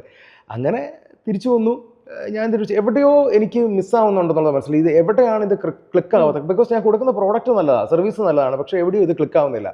ഇപ്പോൾ ഞാൻ പറഞ്ഞില്ലേ, ബാങ്കിൽ നിന്ന് ഇറങ്ങിയിട്ട് അധികം നാളൊന്നും ആയിട്ടില്ലല്ലോ. ബാങ്കിൽ പഴയ സുഹൃത്തുക്കളൊക്കെ ഉണ്ട്, അവർ എൻ്റെ ഒപ്പമുള്ളവരുണ്ട്, എന്നെക്കാൾ സീനിയേഴ്സ് ആയിട്ടുള്ളവരുണ്ട്. സോ ഞാൻ ഇവരോടൊക്കെ വിളിച്ച് അന്ന് രാത്രിയൊക്കെ ആയിട്ട് സംസാരിക്കുകയാണ്. ഒരുപാട് കോൾസ് അന്ന് രാത്രി പോയിട്ടുണ്ട്. ഞാൻ എന്തായിരിക്കും എന്നുള്ളത്, കുറേ മണിക്കൂറുകൾ. ഇതെല്ലാം കഴിഞ്ഞിട്ട് എനിക്ക് സൊല്യൂഷനിലെത്തിയോ? എനിക്ക് ഒരു സ്പാർക്ക് വരികയാണ്. പ്രശ്നം എന്താണെന്നുള്ളത്, ഞങ്ങളുടെ സർവീസിന് ഒരു എൻഡ് റിസൾട്ട് ഇല്ല. ഓ അതായത് ഞങ്ങൾ ട്രെയിനിങ് കൊടുക്കുന്നുണ്ട്, 10 ദിവസം ട്രെയിനിങ് കൊടുക്കുന്നു, ഇവരെ പറഞ്ഞു വിടുന്നു, ഇവർക്ക് ഇതിൽ നിന്നൊന്നും കിട്ടുന്നില്ല. അതായത് ഇപ്പം നമ്മൾ സാധാരണ അത് ഇപ്പോൾ +2 പഠിച്ചു കഴിഞ്ഞാൽ നമുക്ക് അറ്റ്ലീസ്റ്റ് ഒരു സർട്ടിഫിക്കറ്റ് എങ്കിലും കിട്ടും. ആ സർട്ടിഫിക്കറ്റ് വെച്ച് അടുത്ത PGക്ക് പോകുന്നോ, ഗ്രാജുവേറ്റ് ഡിഗ്രിക്ക് പോകുന്നോ, അല്ലെങ്കിൽ മറ്റെന്തെങ്കിലും ഒരു ഇതുണ്ട്. ഞങ്ങളുടെ കേസിൽ ഇവർ ട്രെയിനിങ് എടുക്കുന്നു, ഞങ്ങൾക്ക് പേയ്മെൻറ്റ് തരുന്നു, ഇവരിറങ്ങുന്നു, പക്ഷേ ഇവർക്ക് ഇവരുടെ കയ്യിലൊന്നുമില്ല. സോ ഇവർ തന്നെ പിന്നെ സ്വന്തമായിട്ട് പോയി ജോബ് സെർച്ച് ചെയ്യേണ്ട വരിക. അപ്പോൾ അപ്പോഴും അവർക്ക് ജോബില്ലല്ലോ, അവർ ഫൈൻഡ് ഔട്ട് ചെയ്യേണ്ട ഒരു സിറ്റുവേഷൻ വരിക. അവിടെയാണ് പ്രശ്നമെന്ന് എനിക്ക് സ്ട്രൈക്ക് ചെയ്തു, ഒരു സ്പാർക്ക് കിട്ടി. സോ നെക്സ്റ്റ് ഡേ മോർണിംഗ് ഏതാണ്ട് ഒരു 7:30ക്ക് ഞാൻ എത്തി. സാധാരണ 9 മണിക്ക് എത്തേണ്ടതാണ്, ഞാൻ അന്ന് 7:30ക്ക് തന്നെ എത്തി. അവിടെ ചെന്നിരുന്നിട്ട് ഞാൻ ചെയ്തതെന്ന് വെച്ച് കഴിഞ്ഞാൽ പഴയ സുഹൃത്തുക്കളെ എല്ലാവരെയും അങ്ങ് വിളിച്ചു, ബാങ്കിലും ഒക്കെ ആയിട്ട് വർക്ക് ചെയ്യുന്നവരെ വിളിച്ചു. ഇങ്ങനെയാണ് കാര്യങ്ങൾ. 20 പിള്ളേരുണ്ട്. അബ്സല്യൂട്ട്ലി. ഞാൻ 20 പേരെ കുറിച്ച് സംസാരിച്ചില്ല, ഞാൻ ആകെ എണ്ണമൊന്നും പറഞ്ഞില്ല, മറിച്ച് എനിക്ക് ഇങ്ങനെ ആൾക്കാരുണ്ട് വേണോ എന്നുള്ളത് ചോദിച്ചു. അപ്പം അവരിൽ പലരും നോ പറയാനായിട്ട് ചിലപ്പോൾ പ്രയാസമുള്ളവർ കാണുമായിരിക്കും അതിനകത്ത്, ബന്ധങ്ങൾ വെച്ചിട്ട്. അപ്പോൾ ഇനി നോ പറയാനുള്ള പ്രയാസം കൊണ്ടാണെങ്കിലും നമ്മളോടുള്ള വിശ്വാസം കൊണ്ടാണെങ്കിലും ആൾക്കാരെ വേണം. കാരണം എല്ലാ എംപ്ലോയീസിനും ആൾക്കാരെ വേണമായിരുന്നു. അപ്പോൾ അതുകൊണ്ട് അവർ അയച്ചോളാനായിട്ട് പറഞ്ഞു. ആൻഡ് ഞങ്ങളത് അന്ന് രാവിലെ മുതൽ ഞങ്ങൾ ആൾക്കാരെ ഇൻ്റർവ്യൂവിന് വിടാൻ തുടങ്ങിയിട്ട് ഇവരെ ഓരോരുത്തരും ഞങ്ങളുടെ ആദ്യത്തെ ബാച്ചിലെ 10 പേരെ വിളിച്ചിട്ട് ഞങ്ങൾ ഇവരെ ഇൻ്റർവ്യൂവിന് വിടാൻ തുടങ്ങിയിട്ട് സെക്കൻഡ് ഡേ ആഫ്റ്റർനൂൺ ആയപ്പോഴേക്കും ഈ 10 പേർക്കും ജോലിയായി. ഓ അടിപൊളി. എന്ന് വെച്ച് കഴിഞ്ഞാൽ അവർ ജോലിക്ക് കയറിയെന്നല്ല ഞാൻ പറയുന്നത്, ഇവർ ഒരിടത്ത് അല്ലെങ്കിൽ ഒരിടത്ത് ഇവർ സെലക്ഷൻ ആയി. അടുത്ത ദിവസങ്ങളിൽ ഇവർ ജോയിനിങ് ആണ്. അന്ന് ഈവനിങ്ങിൽ മറ്റൊരു കാര്യം സംഭവിച്ചു. ഈ ആളുകൾ പലരും, അതായത് ഞാൻ എങ്ങോട്ടേക്കാണോ ഇവരെ ഇൻ്റർവ്യൂവിന് വിട്ടത് അവിടുന്നൊക്കെ എനിക്ക് കോള് വരാൻ തുടങ്ങി, ഇനിയും ആൾക്കാരുണ്ടോ എന്ന് ചോദിച്ചിട്ടുണ്ട്. സോ അടുത്ത ഒരു 2-3 ദിവസം കൊണ്ട് നമ്മുടെ ആ മിച്ചം ഉണ്ടായിരുന്ന 10 പേരെയും കൂടെ നമ്മൾ തീർച്ചയായിട്ടും പ്ലേസ്ഡ് എന്ന് പറയാൻ പറ്റില്ല, എക്സാക്ട്ലി സംഭവിച്ചു പോയി. അപ്പോൾ അതായത് അപ്പോൾ ഫസ്റ്റ് ഡേ നമ്മൾ നമുക്ക് എവിടെയാണ് നമ്മുടെ ഫോൾട്ട് എന്നുള്ളത് കത്തി ഒരു 5 ദിവസം ആയപ്പോഴേക്കും, അതായത് നമ്മൾ അതിനുള്ള റെമഡി തുടങ്ങി 5 ദിവസം ആയപ്പോഴേക്കും ഇവരെല്ലാവരും തന്നെ ജോബിന് കയറുകയും ചെയ്തു. അപ്പം മുതൽ നമുക്ക് മറ്റൊരു കാര്യം സംഭവിക്കാൻ തുടങ്ങി. ഈ ആളുകളെ ഇവരെവിടെ പോയി ജോബിന് കയറിയോ അവിടുന്ന് എംപ്ലോയീസ് നമ്മളെ വിളിച്ചിട്ട് ഇനി ആളുകളുണ്ടോ എന്ന് ചോദിക്കുന്ന ഒരു അവസ്ഥ വന്നു. നമ്മുടെ ഉള്ളിലൊരു പ്രതീക്ഷയുടെ തിരുനാളം തെളിയാണ്. തീർച്ചയായിട്ടും. അവിടുന്ന് അവരുടെ ചോദ്യം ഇങ്ങോട്ട് വരാൻ തുടങ്ങി. പ്ലസ് ഞങ്ങൾ വഴി ജോബിന് കയറിയവരുണ്ടല്ലോ, അവരുടെ സിബ്ലിങ്സ്, അവരുടെ കസിൻസ്, അവരുടെ ഫ്രണ്ട്സ്, അങ്ങനെയുള്ളവരെയൊക്കെ നമ്മുടെ അടുത്തേക്ക് റെഫർ ചെയ്ത് വിടാൻ തുടങ്ങി. സോ നമ്മുടെ അന്നത്തെ കോൺസെപ്റ്റ് എന്ന് പറയുന്നത് വരിക, ഇവരെ നമ്മൾ ഈ പറയുന്ന പോലെ ഞാൻ പറഞ്ഞല്ലോ 10 ദിവസം ട്രെയിനിങ്, വോക്കേഴ്സ് എന്നുള്ളതായിരുന്നു അതിന്റെ സ്ഥാപനത്തിന്റെ പേരെന്ന് പറയുന്നത്. ഞാൻ പറഞ്ഞാൽ ഇന്നും ആ സ്ഥാപനം ഉണ്ട്, അതാണ് നമ്മുടെ ശരിക്കും ബാക്ക് ബോൺ എന്ന് പറയുന്നത്. സോ ഇവിടെ നമ്മൾ 10 ദിവസം ട്രെയിനിങ് എന്ന് വന്നിട്ട് പിന്നീട് ഞങ്ങൾക്കത് 7 ദിവസമാക്കി കുറയ്ക്കേണ്ടി വന്നു, 5 ദിവസമാക്കേണ്ടി വന്നു, 3 ദിവസമാക്കി, 1 ദിവസം. ചുരുക്കം പറഞ്ഞു കഴിഞ്ഞാൽ ഹാഫ് ഡേ പോലും ട്രെയിനിങ്ങിന് പറ്റാത്തൊരവസ്ഥയിലേക്ക് എത്തി. അത് തന്നെ എംപ്ലോയീസിന്റെ ഭാഗത്തു നിന്ന് വരികയാണ്, നിങ്ങൾ പെട്ടെന്ന് ആളെ വിടുക. അപ്പോൾ ട്രെയിനിങ് കൊടുത്തിട്ടില്ലെന്ന് പറയുമ്പോൾ അതൊന്നും പ്രശ്നമല്ല, നിങ്ങൾ വിട്, അതൊക്കെ ഞങ്ങൾ ചെയ്തോളാം എന്ന് പറയുന്ന ഒരവസ്ഥ. ചുരുക്കം പറഞ്ഞു കഴിഞ്ഞാൽ വളരെ ചുരുങ്ങിയ മാസങ്ങൾക്കുള്ളിൽ ഞങ്ങളുടെ ആ ട്രെയിനിങ് സ്ഥാപനം ഒരു ഫുൾ ടൈം കൺസൾട്ടൻസി ആയിട്ട് മാറി, HR കൺസൾട്ടൻസി ആയിട്ട് മാറി. അതായത് ഒറിജിനൽ നേച്ചറിൽ നിന്ന് മാറിയിട്ട് റിക്രൂട്ട്മെന്റ് എന്ന ഇതിലേക്ക് എത്തി. അതായിരുന്നു ആഗ്രഹിച്ചിരുന്നതെന്ന് ചോദിച്ചു കഴിഞ്ഞാൽ അല്ല, പക്ഷെ സർവൈവൽ വളരെ പ്രധാനപ്പെട്ട സംഗതിയായിരുന്നു. അപ്പോൾ അതുകൊണ്ട് തന്നെ നമുക്ക് അന്ന് നമ്മുടെ ആ ആക്ടിവിറ്റി ആയിട്ട് മുന്നോട്ട് പോയേ പറ്റുമായിരുന്നു. അപ്പൊ അങ്ങനെ ഒരു ഫുൾ ടൈം കൺസൾട്ടൻസിയിലേക്ക്, നമ്മുടെ സ്വപ്നം അതല്ലായിരുന്നെങ്കിലും നമ്മുടെ സർവൈവലിന് വേണ്ടി നമ്മളൊരു ഫുൾ ടൈം കൺസൾട്ടൻസിയിലേക്ക് എത്തി. എത്ര നാളുകൊണ്ട്, ഞാൻ എല്ലാവരും ചോദിക്കാറുണ്ട് എത്ര നാളുകൊണ്ട് ബ്രേക്ക് ഈവൻ ആയി, എത്ര നാളുകൊണ്ട് പ്രോഫിറ്റ് ആയി എന്നൊക്കെ. ഞാനിവിടെ നേരെ തിരിച്ചു ചോദിക്കുന്നു, എത്ര നാളുകൊണ്ട് ഭാര്യയുടെ സ്വർണം തിരിച്ചെടുപ്പിച്ചു കൊടുത്തു? 6 മാസം. അപ്പൊ 6 മാസം കൊണ്ട് സക്സസ് ആയി. 6 മാസം മുമ്പ് സക്സസ് ആയി. ഞാൻ പറഞ്ഞില്ല, ആദ്യത്തെ 2 മാസം എക്സ്ട്രീം സ്ട്രഗിൾ, പിന്നത്തെ ഒരാഴ്ച കൊണ്ട് സൊല്യൂഷനിലേക്ക് എത്തി. അതിനുശേഷം നമ്മളെ അന്വേഷിച്ച ആൾക്കാർ ഇങ്ങോട്ട് വരാൻ തുടങ്ങി. റെഫറൻസും കാര്യങ്ങളൊക്കെ ആയിട്ട് പെട്ടെന്ന് മൂവ് ചെയ്യാൻ തുടങ്ങി. കുറേയധികം എംപ്ലോയീസിലേക്ക് പെട്ടെന്ന് എത്തിപ്പെട്ടു. ജില്ലയ്ക്ക് പുറത്ത്, കോട്ടയത്തിന് പുറത്തേക്ക് ഉള്ള എംപ്ലോയീസിലേക്ക് വരെ. കാരണം എന്താ വെച്ച് കഴിഞ്ഞാൽ ഒന്ന് റെഫറൻസ് എംപ്ലോയീസ്, ഇപ്പം ബാങ്കുകളിൽ തന്നെ അന്ന് ഈ പറയുന്ന പോലെ HDFCയും ICICIയും INGയും ആക്സിസും ഒക്കെ നമ്മളുടെ ക്ലയൻസ് ആണ്, കസ്റ്റമേഴ്സായി മാറി, ക്ലയൻസ് ആയിട്ട് മാറി. അപ്പോൾ ഇവിടെയൊക്കെ തന്നെ ഇപ്പോൾ കോട്ടയത്തുള്ള സെയിൽസ് മാനേജർ എറണാകുളത്തുള്ള ആളോട് പറയാണ് ഇങ്ങനെ കോട്ടയത്ത് ഒരു കൂട്ടറുണ്ട് അവരോട് സംസാരിച്ച് നോക്ക് എന്ന് പറഞ്ഞ് നമ്മുടെ നമ്പർ കൊടുക്കുകയാണ്. അപ്പോൾ അവർ വിളിക്കുന്നു, നമ്മൾ പ്രൊവൈഡ് ചെയ്യുന്നു. അങ്ങനെ നമ്മൾ പോരാത്തതിന് ജോബ് സീക്കേഴ്സിൻ്റെ എണ്ണം കൂടുന്നു. സോ ഓബിയസ്ലി എംപ്ലോയീസിൻ്റെ പൂള് കൂട്ടിയേ പറ്റുള്ളൂ, എണ്ണം കൂട്ടണം. അപ്പോൾ അതിന് വേണ്ടിയിട്ട് നമ്മൾ ഇറങ്ങി വർക്ക് ചെയ്യുന്നു. സോ 6 months കൊണ്ട് ഈ പറയുന്ന പോലെ എനിക്ക് ആ സ്വർണം കംപ്ലീറ്റ് തിരിച്ചെടുക്കാനായിട്ട് സാധിച്ചു. വിറ്റുപോയ കാറിന് പകരം ഞങ്ങൾ ഒരു 1.5 ലക്ഷം രൂപയുടെ ഒരു കാറ് വാങ്ങിക്കാൻ പറ്റി. പ്രോപ്പറായിട്ട് പോകാൻ തുടങ്ങി. അറ്റ്ലീസ്റ്റ് എൻ്റെ പേരൻസിനെങ്കിലും വിശ്വാസമായി തുടങ്ങി ഇനി പതുക്കെ ഇത് ആയിക്കോളും എന്നുള്ളത്. അപ്പോൾ ഞാൻ പറഞ്ഞിരുന്നല്ലോ, വൈഫായിരുന്നു ഇനിഷ്യലി ആദ്യത്തെ എംപ്ലോയി എന്ന് പറയുന്നത്. ദെൻ അപ്പോൾ കുഞ്ഞുമൊക്കെ ഉണ്ടല്ലോ, ഇത് മാനേജ് ചെയ്തുകൊണ്ട് പോകാൻ ഒരു സ്ട്രഗ്ലിംഗ് ഉണ്ടായിരുന്നു. മറ്റൊരു ഓപ്ഷൻ ഇല്ലാത്തതുകൊണ്ടായിരുന്നു ആൾ വന്നുകൊണ്ടിരുന്നത്. പകരം നമ്മൾ 1-2 പേരെ അപ്പോയിന്റ് ചെയ്തു. സാലറി കൊടുക്കണ്ടല്ലോ അല്ലേ? അങ്ങനെ ഒരു സൗജന്യം തീർച്ചയായിട്ടും കൊടുക്കാൻ ഒന്നും പോക്കറ്റിൽ ഇല്ലായിരുന്നു എന്നുള്ളത് വേറൊരു കാര്യം. ഓക്കെ, അപ്പോൾ അങ്ങനെ നമ്മൾ ഐ മീൻ 2 പേരെ അപ്പോയിന്റ് ചെയ്ത് ബിസിനസ് അതൊന്ന് എക്സ്പാൻഡ് ചെയ്തെന്നോ അല്ലെങ്കിൽ നല്ല ഫ്ലോയിൽ പോകാൻ തുടങ്ങിയെന്നോ വേണമെങ്കിൽ നമുക്ക് പറയാം. ഈ വർക്കേഴ്സിന് അടുത്തൊരു സ്റ്റെപ്പ് വർക്കേഴ്സ് തന്നെ കണ്ടിന്യൂ ചെയ്തോ അതോ പിന്നെ അടുത്ത എക്സ്പാൻഷനിലേക്ക് പോയോ? അത് ഈ സർവൈവലിൻ്റെ ഭാഗമായിട്ട് കുറച്ച് നാളത്തേക്ക് അത് എൻജോയ് ചെയ്തു. പക്ഷേ ഒരു സാറ്റിസ്ഫാക്ഷൻ അവിടെ സംഭവിക്കുന്നില്ലായിരുന്നു. ബിക്കോസ് നമ്മുടെ മനസ്സിൽ ട്രെയിനർ തീർച്ചയായിട്ടും നമ്മുടെ മനസ്സിൽ നമ്മളുടെ ആഗ്രഹം വേറെയാണല്ലോ. പക്ഷെ എന്താ പ്രശ്നം എന്ന് വെച്ച് കഴിഞ്ഞാൽ അത് ഇറക്കാനൊരു സ്ഥലം കിട്ടുന്നില്ല. അപൂർവമായിട്ട് സ്ഥാപനങ്ങൾ വിളിക്കാൻ തുടങ്ങി. അതായത് കമ്പനീസ് വിളിച്ചിട്ട് അവരുടെ എംപ്ലോയീസിന് ട്രെയിനിങ് കൊടുക്കാനും ഒക്കെ ആയിട്ട് വിളിക്കാൻ തുടങ്ങി. അപ്പോൾ ഹാഫ് ഡേ ട്രെയിനിങ് എന്നുള്ളത് ഫുൾ ഡേയും 2 days ഒക്കെ അങ്ങനെ കൊടുക്കാൻ തുടങ്ങി. കോളേജുകളിൽ നിന്ന് മാനേജ്മെൻറ്റ് സ്റ്റുഡൻസിനും BCom സ്റ്റുഡൻസിനും ഒക്കെ ട്രെയിനിങ് കൊടുക്കാൻ വേണ്ടിയിട്ട് അവർ വിളിക്കാൻ തുടങ്ങി. അങ്ങനെ ഈ നമ്മളുടെ വർക്കേഴ്സ് എൻ്റെ ഒപ്പം ഉണ്ടായിരുന്ന എംപ്ലോയീസ് ആയിട്ടുള്ളവർ, എംപ്ലോയീസ് പോലും ഞാൻ പറയാറില്ല, എൻ്റെ കൊലീഗ്സിനെ ഏൽപ്പിച്ചിട്ട് ഞാൻ പുറത്തിറങ്ങി ട്രെയിനിങ് ചെയ്യുന്ന ഒരു അവസ്ഥയിലേക്ക് ആയി തുടങ്ങി. ഒരു കൈൻഡ് ഓഫ് ഫ്രീലാൻസിങ് എന്ന് വേണമെങ്കിൽ പറയാം. പക്ഷെ സ്ഥിരമായിട്ട് വർക്കും ഇല്ല, കണ്ടിന്യൂറ്റി ഇല്ല. അങ്ങനെ ഒരു ഇത് വന്നു. നമുക്കൊരു സാറ്റിസ്ഫാക്ഷൻ കിട്ടുന്നില്ല. തീർച്ചയായിട്ടും മിസ്സിംഗ് ലിങ്ക് ഉണ്ട്. ഈ മിസ്സിംഗ് ലിങ്ക് ഏറ്റവും വന്നുകൊണ്ടിരുന്നത്, അല്ലെങ്കിൽ ബുദ്ധിമുട്ട് ഏറ്റവും ഉണ്ടായി തുടങ്ങിയിരുന്നതെന്ന് വെച്ച് കഴിഞ്ഞാൽ, നേരത്തെ ഉണ്ടാക്കി വെച്ച കുറേ ബന്ധങ്ങളുണ്ടല്ലോ എംപ്ലോയീസുമായിട്ട്. അതിൽ പലരും ഞാനായിരുന്നു അവരുടെ ഫേസ് സ്ഥാപനത്തിന്. അപ്പോൾ ചില എംപ്ലോയീസൊക്കെ, അത് പ്രത്യേകിച്ചും MD ലെവലിലുള്ള, ചെയർമാൻ ലെവലിലുള്ള അല്ലെങ്കിൽ CEO ലെവലിലുള്ള ചിലരൊക്കെ, അവർക്ക് ചില പർട്ടിക്കുലർ ആളുകളെ വേണമെങ്കിൽ എന്നെ നേരിട്ട് വിളിക്കുന്ന അവസ്ഥ അന്നും ഉണ്ടായിരുന്നു. അപ്പം ആളെ അറേഞ്ച് ചെയ്തിട്ടില്ലേ എന്ന് ഞാൻ ഓഫീസിൽ എൻക്വയറി ചെയ്യുമ്പോഴേക്കും അവർ പറയുന്നത്, സർ ആളെ വിട്ടു പക്ഷേ ആപ്റ്റായിട്ട് പറ്റുന്നില്ല എന്ന് ചോദിക്കുന്നു. ചിലർ തിരിച്ചു ചോദിക്കാൻ തുടങ്ങി, അനീഷ് കാണാതെയാണ് ആളെ വിട്ടിരിക്കുന്നത് എന്ന് എന്നോട് തന്നെ ചോദിക്കാൻ തുടങ്ങി. അപ്പോൾ അങ്ങനെ വന്നു കഴിഞ്ഞപ്പോഴേക്കും നമ്മൾ ചെക്ക് ചെയ്യുമ്പോൾ ക്വാളിറ്റി, അതായത് എംപ്ലോയീസിൻ്റെ എക്സ്പെക്റ്റേഷൻസ് കൂടിക്കൊണ്ടിരിക്കുന്നു. പക്ഷെ അതിനനുസരിച്ചുള്ള ആൾക്കാരുടെ സ്റ്റാൻഡേർഡ് വരുന്നില്ല. പ്രത്യേകിച്ച് അത് ഏറ്റവും ബുദ്ധിമുട്ടിക്കാൻ തുടങ്ങിയത് ഫ്രഷേഴ്സിൻ്റെ കേസിലായിരുന്നു. പല കമ്പനീസിനും ഫ്രഷേഴ്സിന് ആവശ്യമുണ്ടായിരുന്നു. ബിക്കോസ് അന്ന് ആ സമയമായപ്പോഴേക്കും ഞങ്ങൾ ഇൻഫോ പാർക്കിലൊക്കെ ഒരുപാട് കമ്പനികളുമായിട്ട് ടൈപ്പായി. ഇൻഫോ പാർക്കിലൊക്കെ അറിയാമല്ലോ, ഏറ്റവും കൂടുതൽ ഫ്രഷേഴ്സിനാണ് ഓപ്പർച്യൂണിറ്റീസ് വരുന്നത്. സോ ഇവർക്കൊക്കെയും ആളുകളെ വേണം. പക്ഷെ അവരുടെ ഇൻ്റർവ്യൂ ക്രാക്ക് ചെയ്യാനോ അല്ലെങ്കിൽ അവർ ആഗ്രഹിക്കുന്ന സ്കില്ലിലേക്ക് എത്താനായിട്ടോ സ്കിൽ ലെവൽ ഡെലിവർ ചെയ്യാൻ പറ്റാത്തൊരവസ്ഥ വന്നു. അപ്പോഴാണ് ഞാൻ ഓർത്തത്, ഇനി എന്തായാലും ഇൻ്റർവ്യൂ ട്രെയിനിങ് എന്ന് പറഞ്ഞ് വിളിച്ചിട്ട് കാര്യമില്ല, കാരണം അതിനാൾ വരില്ലെന്ന് നമ്മൾ 3-4 വർഷം മുമ്പ് മനസ്സിലാക്കിയതാണ്. അപ്പോൾ പിന്നെ മറ്റൊരു എന്ത് ചെയ്യാൻ പറ്റുമെന്ന് ചിന്തിച്ച് നടക്കുമ്പോഴാണ് നമ്മുടെ നാട്ടിൽ അന്ന് ഒരുപാട് കമ്പ്യൂട്ടർ ട്രെയിനിങ് സ്ഥാപനങ്ങളൊക്കെ ഉണ്ട്. അപ്പോൾ അത് പഠിക്കാനായിട്ട് ഒത്തിരി പേര് പോകുന്നുമുണ്ട്.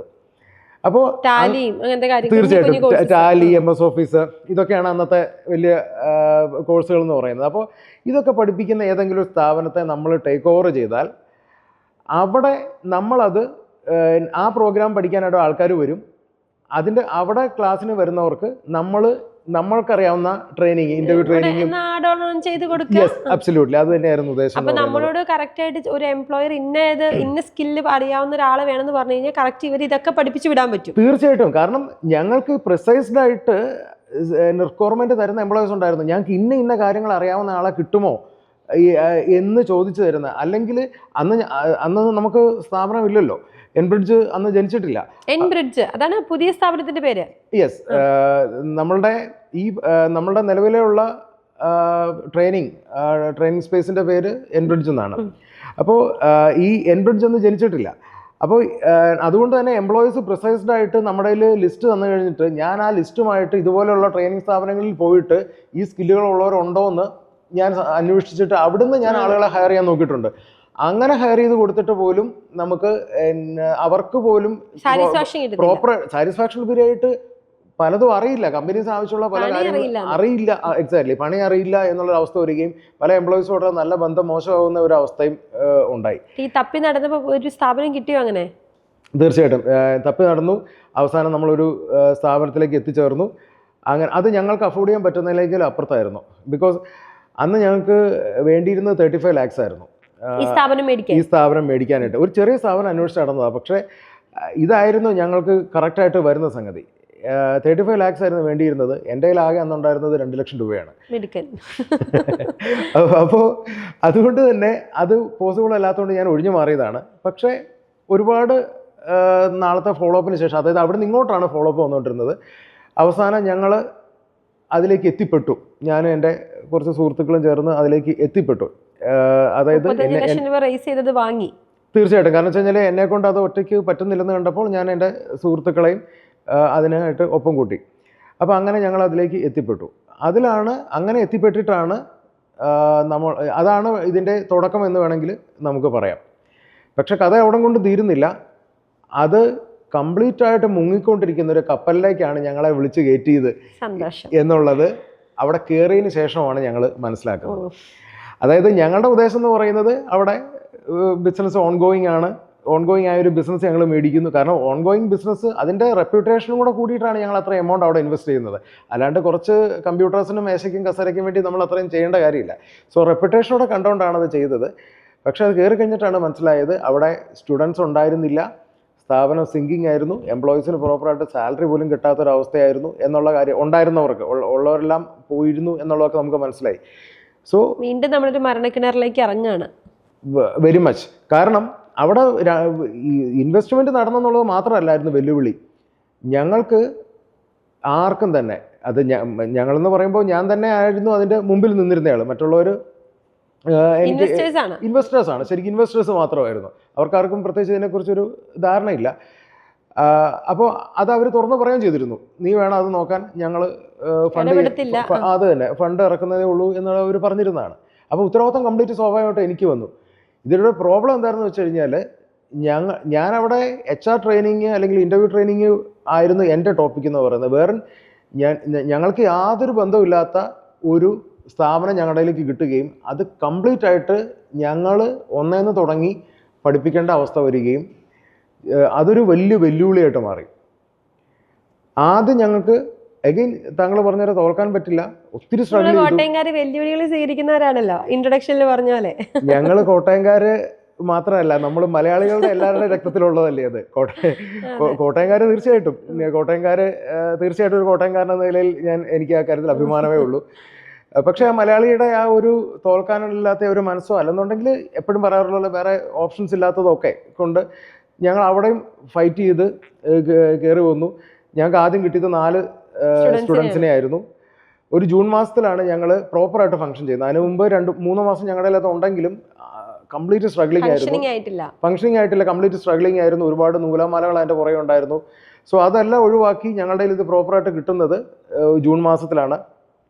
അപ്പോൾ ഇതിൻ്റെ ഒപ്പം ഒരു കാര്യം പറയണം, അതിന് മുമ്പത്തെ ആൾ ഞങ്ങളെ ചതിച്ചു എന്ന് ഞങ്ങൾ പറയുന്നില്ല. അദ്ദേഹത്തിൻ്റെ സിറ്റുവേഷനും അങ്ങനെയായിരുന്നു. ഒരു വല്ലാത്ത സിറ്റുവേഷനിൽ അദ്ദേഹം പെട്ടുപോയി. അദ്ദേഹത്തെയും കുറച്ച് പേര് പെടുത്തിയതാണ്. പക്ഷേ അദ്ദേഹം ഞങ്ങളെ കൈപിടിച്ച് അതിനകത്തേക്ക് കയറ്റി. അപ്പോൾ ഒരുമിച്ച് അദ്ദേഹം ഒരേ വള്ളത്തിലായി എന്ന് പറയുന്നതാണ് സത്യം. തീർച്ചയായിട്ടും അദ്ദേഹത്തിന്റെ ഉദ്ദേശം മാത്രമായിരുന്നു, ചതിക്കാൻ അദ്ദേഹത്തിന് ഉദ്ദേശം ഉണ്ടായിരുന്നില്ല. ഞാനിപ്പോൾ അത് ഇവിടെ എടുത്തു പറയാൻ കാരണം, നാളെ ഒരു പക്ഷേ അദ്ദേഹം ഈ ഇന്റർവ്യൂ കാണുന്നുണ്ടെങ്കിൽ അദ്ദേഹത്തെ ഞാനൊരു ചതിയനായിട്ടാണ് കാണുന്നതെന്ന് അദ്ദേഹം ഒരിക്കലും വിചാരിക്കരുത്. ഇന്നിപ്പോൾ ഞാൻ ആ മനുഷ്യനെ കണ്ടിട്ട് 12 വർഷം കഴിഞ്ഞു. 12 വർഷമായിട്ട് അദ്ദേഹം എവിടെയാണെന്ന് എനിക്കറിയില്ല. കാരണം അന്ന് അദ്ദേഹം ആ ടൗൺ വിട്ട് പോയതാണ് ഞങ്ങൾക്കിത് തന്നതിന് ശേഷം. അദ്ദേഹം എവിടെയാണെങ്കിലും എനിക്ക് അദ്ദേഹത്തോട് നന്ദി സ്നേഹം മാത്രമേ ഉള്ളൂ. കാരണം എന്തിൻ്റെ പേരിലാണെങ്കിലും അദ്ദേഹം അന്ന് അതിലേക്ക് ഞങ്ങളെ കൊണ്ടുവന്നതുകൊണ്ടാണ്, അല്ലെങ്കിൽ എന്നെ കൊണ്ടുവന്നതുകൊണ്ടാണ് ഇന്ന് ഈ കാണുന്ന ഇതിലേക്കൊക്കെ എത്തിയത്. അനീഷ് എന്ന് പറയുന്ന വ്യക്തി ഉണ്ടാകുന്നത് തീർച്ചയായിട്ടും അതിലുപരിയായിട്ട് എൻബ്രിഡ്ജ് എന്നുള്ള ഒരു ബ്രാൻഡ് ഉണ്ടാകുന്നത്, അല്ലെങ്കിൽ ആ ഒരു സ്ഥാപനം ഉണ്ടാകുന്നത്, താങ്കൾ തുടക്കത്തിൽ പറഞ്ഞ പോലെ ഒരുപാട് ഫാമിലീസിന്റെ ലൈഫിലേക്ക് ഒരു സപ്പോർട്ട് ആകാനായിട്ട് ഞങ്ങളെ കൊണ്ട് തീർച്ചയായിട്ടും വെളിച്ചം എന്നൊക്കെ പറയാമെന്നാണെങ്കിൽ അതിനുള്ള അർഹത ഞങ്ങൾക്കുണ്ടെങ്കിൽ തീർച്ചയായിട്ടും അതൊക്കെ സാധിച്ചത് ഈ ഒരു ചെറിയ തുടക്കത്തിൽ നിന്നായിരുന്നു. അപ്പോൾ അങ്ങനെ ഞങ്ങൾ അതിലേക്ക് കയറി. അവിടുന്ന് കയറിയതിന് ശേഷം ഞാനീ പറഞ്ഞ പോലെ ഒരു ജൂൺ മാസത്തിലാണ് ഞങ്ങൾക്ക് ആദ്യമായിട്ട് 4 സ്റ്റുഡൻസിനെ കിട്ടുന്നത്. ഒരു ജൂൺ മാസത്തിൽ 4 സ്റ്റുഡൻസ് ഒരു എക്സ്പീരിയൻസും ഇല്ലാതെ ആ ട്രെയിനിങ് ഫീൽഡിലേക്ക് വന്ന് അന്ന് അവിടെ പഠിപ്പിക്കുന്നതെന്ന് പറഞ്ഞു കഴിഞ്ഞാൽ നെറ്റ്വർക്കിങ്ങും കാഡുമാണ് പഠിപ്പിക്കുന്നത്. ഇത് രണ്ടും നെറ്റ്വർക്കിങ്ങിൽ CCNA എന്നുള്ള ഒരു കോഴ്സുണ്ട്. ഞാൻ ആ പേര് അതിനു മുമ്പ് കേട്ടിട്ടുണ്ടെന്നല്ലാതെ CCNAയുടെ ഫുൾ ഫോം എന്താണെന്ന് പോലും എനിക്കന്ന് അറിയില്ല. അങ്ങനെയുള്ള ഞാൻ അതിൻ്റെ ഹെഡായിട്ട് അല്ലെങ്കിൽ ഡയറക്ടറായിട്ട് പ്രവർത്തനം ആരംഭിക്കുന്നു. 4 സ്റ്റുഡൻസുമായിട്ട് ജൂണിൽ പ്രവർത്തനം ആരംഭിച്ച് ഞങ്ങൾ 11 മാസത്തിന് ശേഷം അടുത്ത മെയ് മാസം എത്തിയപ്പോഴേക്കും ഞങ്ങൾക്ക് 600 സ്റ്റുഡൻസിന് മേലെയായി. ഓ അടിപൊളി. അത് ഈ അവിടെ വേണമെങ്കിൽ താങ്കൾ പറഞ്ഞ പോലെ 0 to hero എന്നൊക്കെ വേണമെങ്കിൽ പറയാം. ഓബിയസ്ലി എനിക്കത് അന്നും ഇന്നും എനിക്കതൊരു എന്താ പറയുന്നത് സർപ്രൈസ് എന്ന് പറയാൻ പറ്റില്ല, അല്ലെങ്കിൽ ഭാഗ്യം എന്നൊന്നും ഞാൻ അതിനെ വിളിക്കില്ല. കാരണം അതുപോലെ ഞാൻ സ്ട്രഗിൾ ചെയ്തിട്ടുണ്ട്. ഭാഗ്യമല്ല. കാരണം എന്ന് വെച്ച് കഴിഞ്ഞാൽ നമ്മൾ ഇട്ട എഫർട്ടിന് ദൈവം പ്രതിഫലം തന്നു എന്നാണ് ഞാൻ അതിനെക്കുറിച്ച് വിശ്വസിക്കാനായിട്ട് താല്പര്യപ്പെടുന്നത്. അങ്ങനെ അതിനകത്ത് നമ്മൾ ആ ഒരു 10-11 മാസം കൊണ്ട് ആ ഒരു ഇതിലേക്ക് എത്തി. പിന്നെ അവിടുന്ന് നമുക്ക് മുന്നോട്ടുള്ള യാത്ര ഓരോ വർഷവും. ഇന്ന് എത്ര ബ്രാഞ്ചസ് ഉണ്ട്? 7 ബ്രാഞ്ചസ്. എവിടെയൊക്കെ ആയിട്ടാ? പെരിന്തൽമണ്ണ മുതൽ ഇങ്ങോട്ട് തുടങ്ങുകയാണെങ്കിൽ പെരിന്തൽമണ്ണ, തൊടുപുഴ, പാല, എറണാകുളമാണ് മെയിൻ ഓഫീസ് എന്ന് പറയുന്നത്, ക്യാമ്പസ്, കോർപ്പറേറ്റ് ക്യാമ്പസ് എന്ന് ഞങ്ങൾ പറയും. ദെൻ കോട്ടയം, തിരുവല്ല, ചെങ്ങന്നൂർ. എല്ലാം നല്ല നല്ല മേജർ സിറ്റീസ്. അതുകൂടാതെ ഇതിലും നല്ല മേജർ സിറ്റീസിലേക്കുള്ള എക്സ്പാൻഷൻസ് പ്ലാൻ ചെയ്തുകൊണ്ടിരിക്കുന്നു. ഒരു എംപ്ലോയി ഇല്ലാതെ വൈഫിനെ കൂടെ കൂട്ടി തുടങ്ങിയൊരു പ്രസ്ഥാനം ഇന്ന് എത്ര സ്റ്റുഡൻസിനെ പഠിപ്പിച്ചിറക്കിയിട്ടുണ്ടാവും? ഞങ്ങൾ ഇത്ര നാളുകൊണ്ട് ഏകദേശം 20,000-ന് മേലെ ആളുകൾ ഞങ്ങളുടെ അടുത്ത് നിന്ന് ട്രെയിനിങ് കംപ്ലീറ്റ് ചെയ്തിട്ടുണ്ട്. ആ 2 ടേംസ് എൻബ്രിഡ്ജിനെ സംബന്ധിച്ച് വളരെ പ്രധാനപ്പെട്ട സംഗതിയാണ്.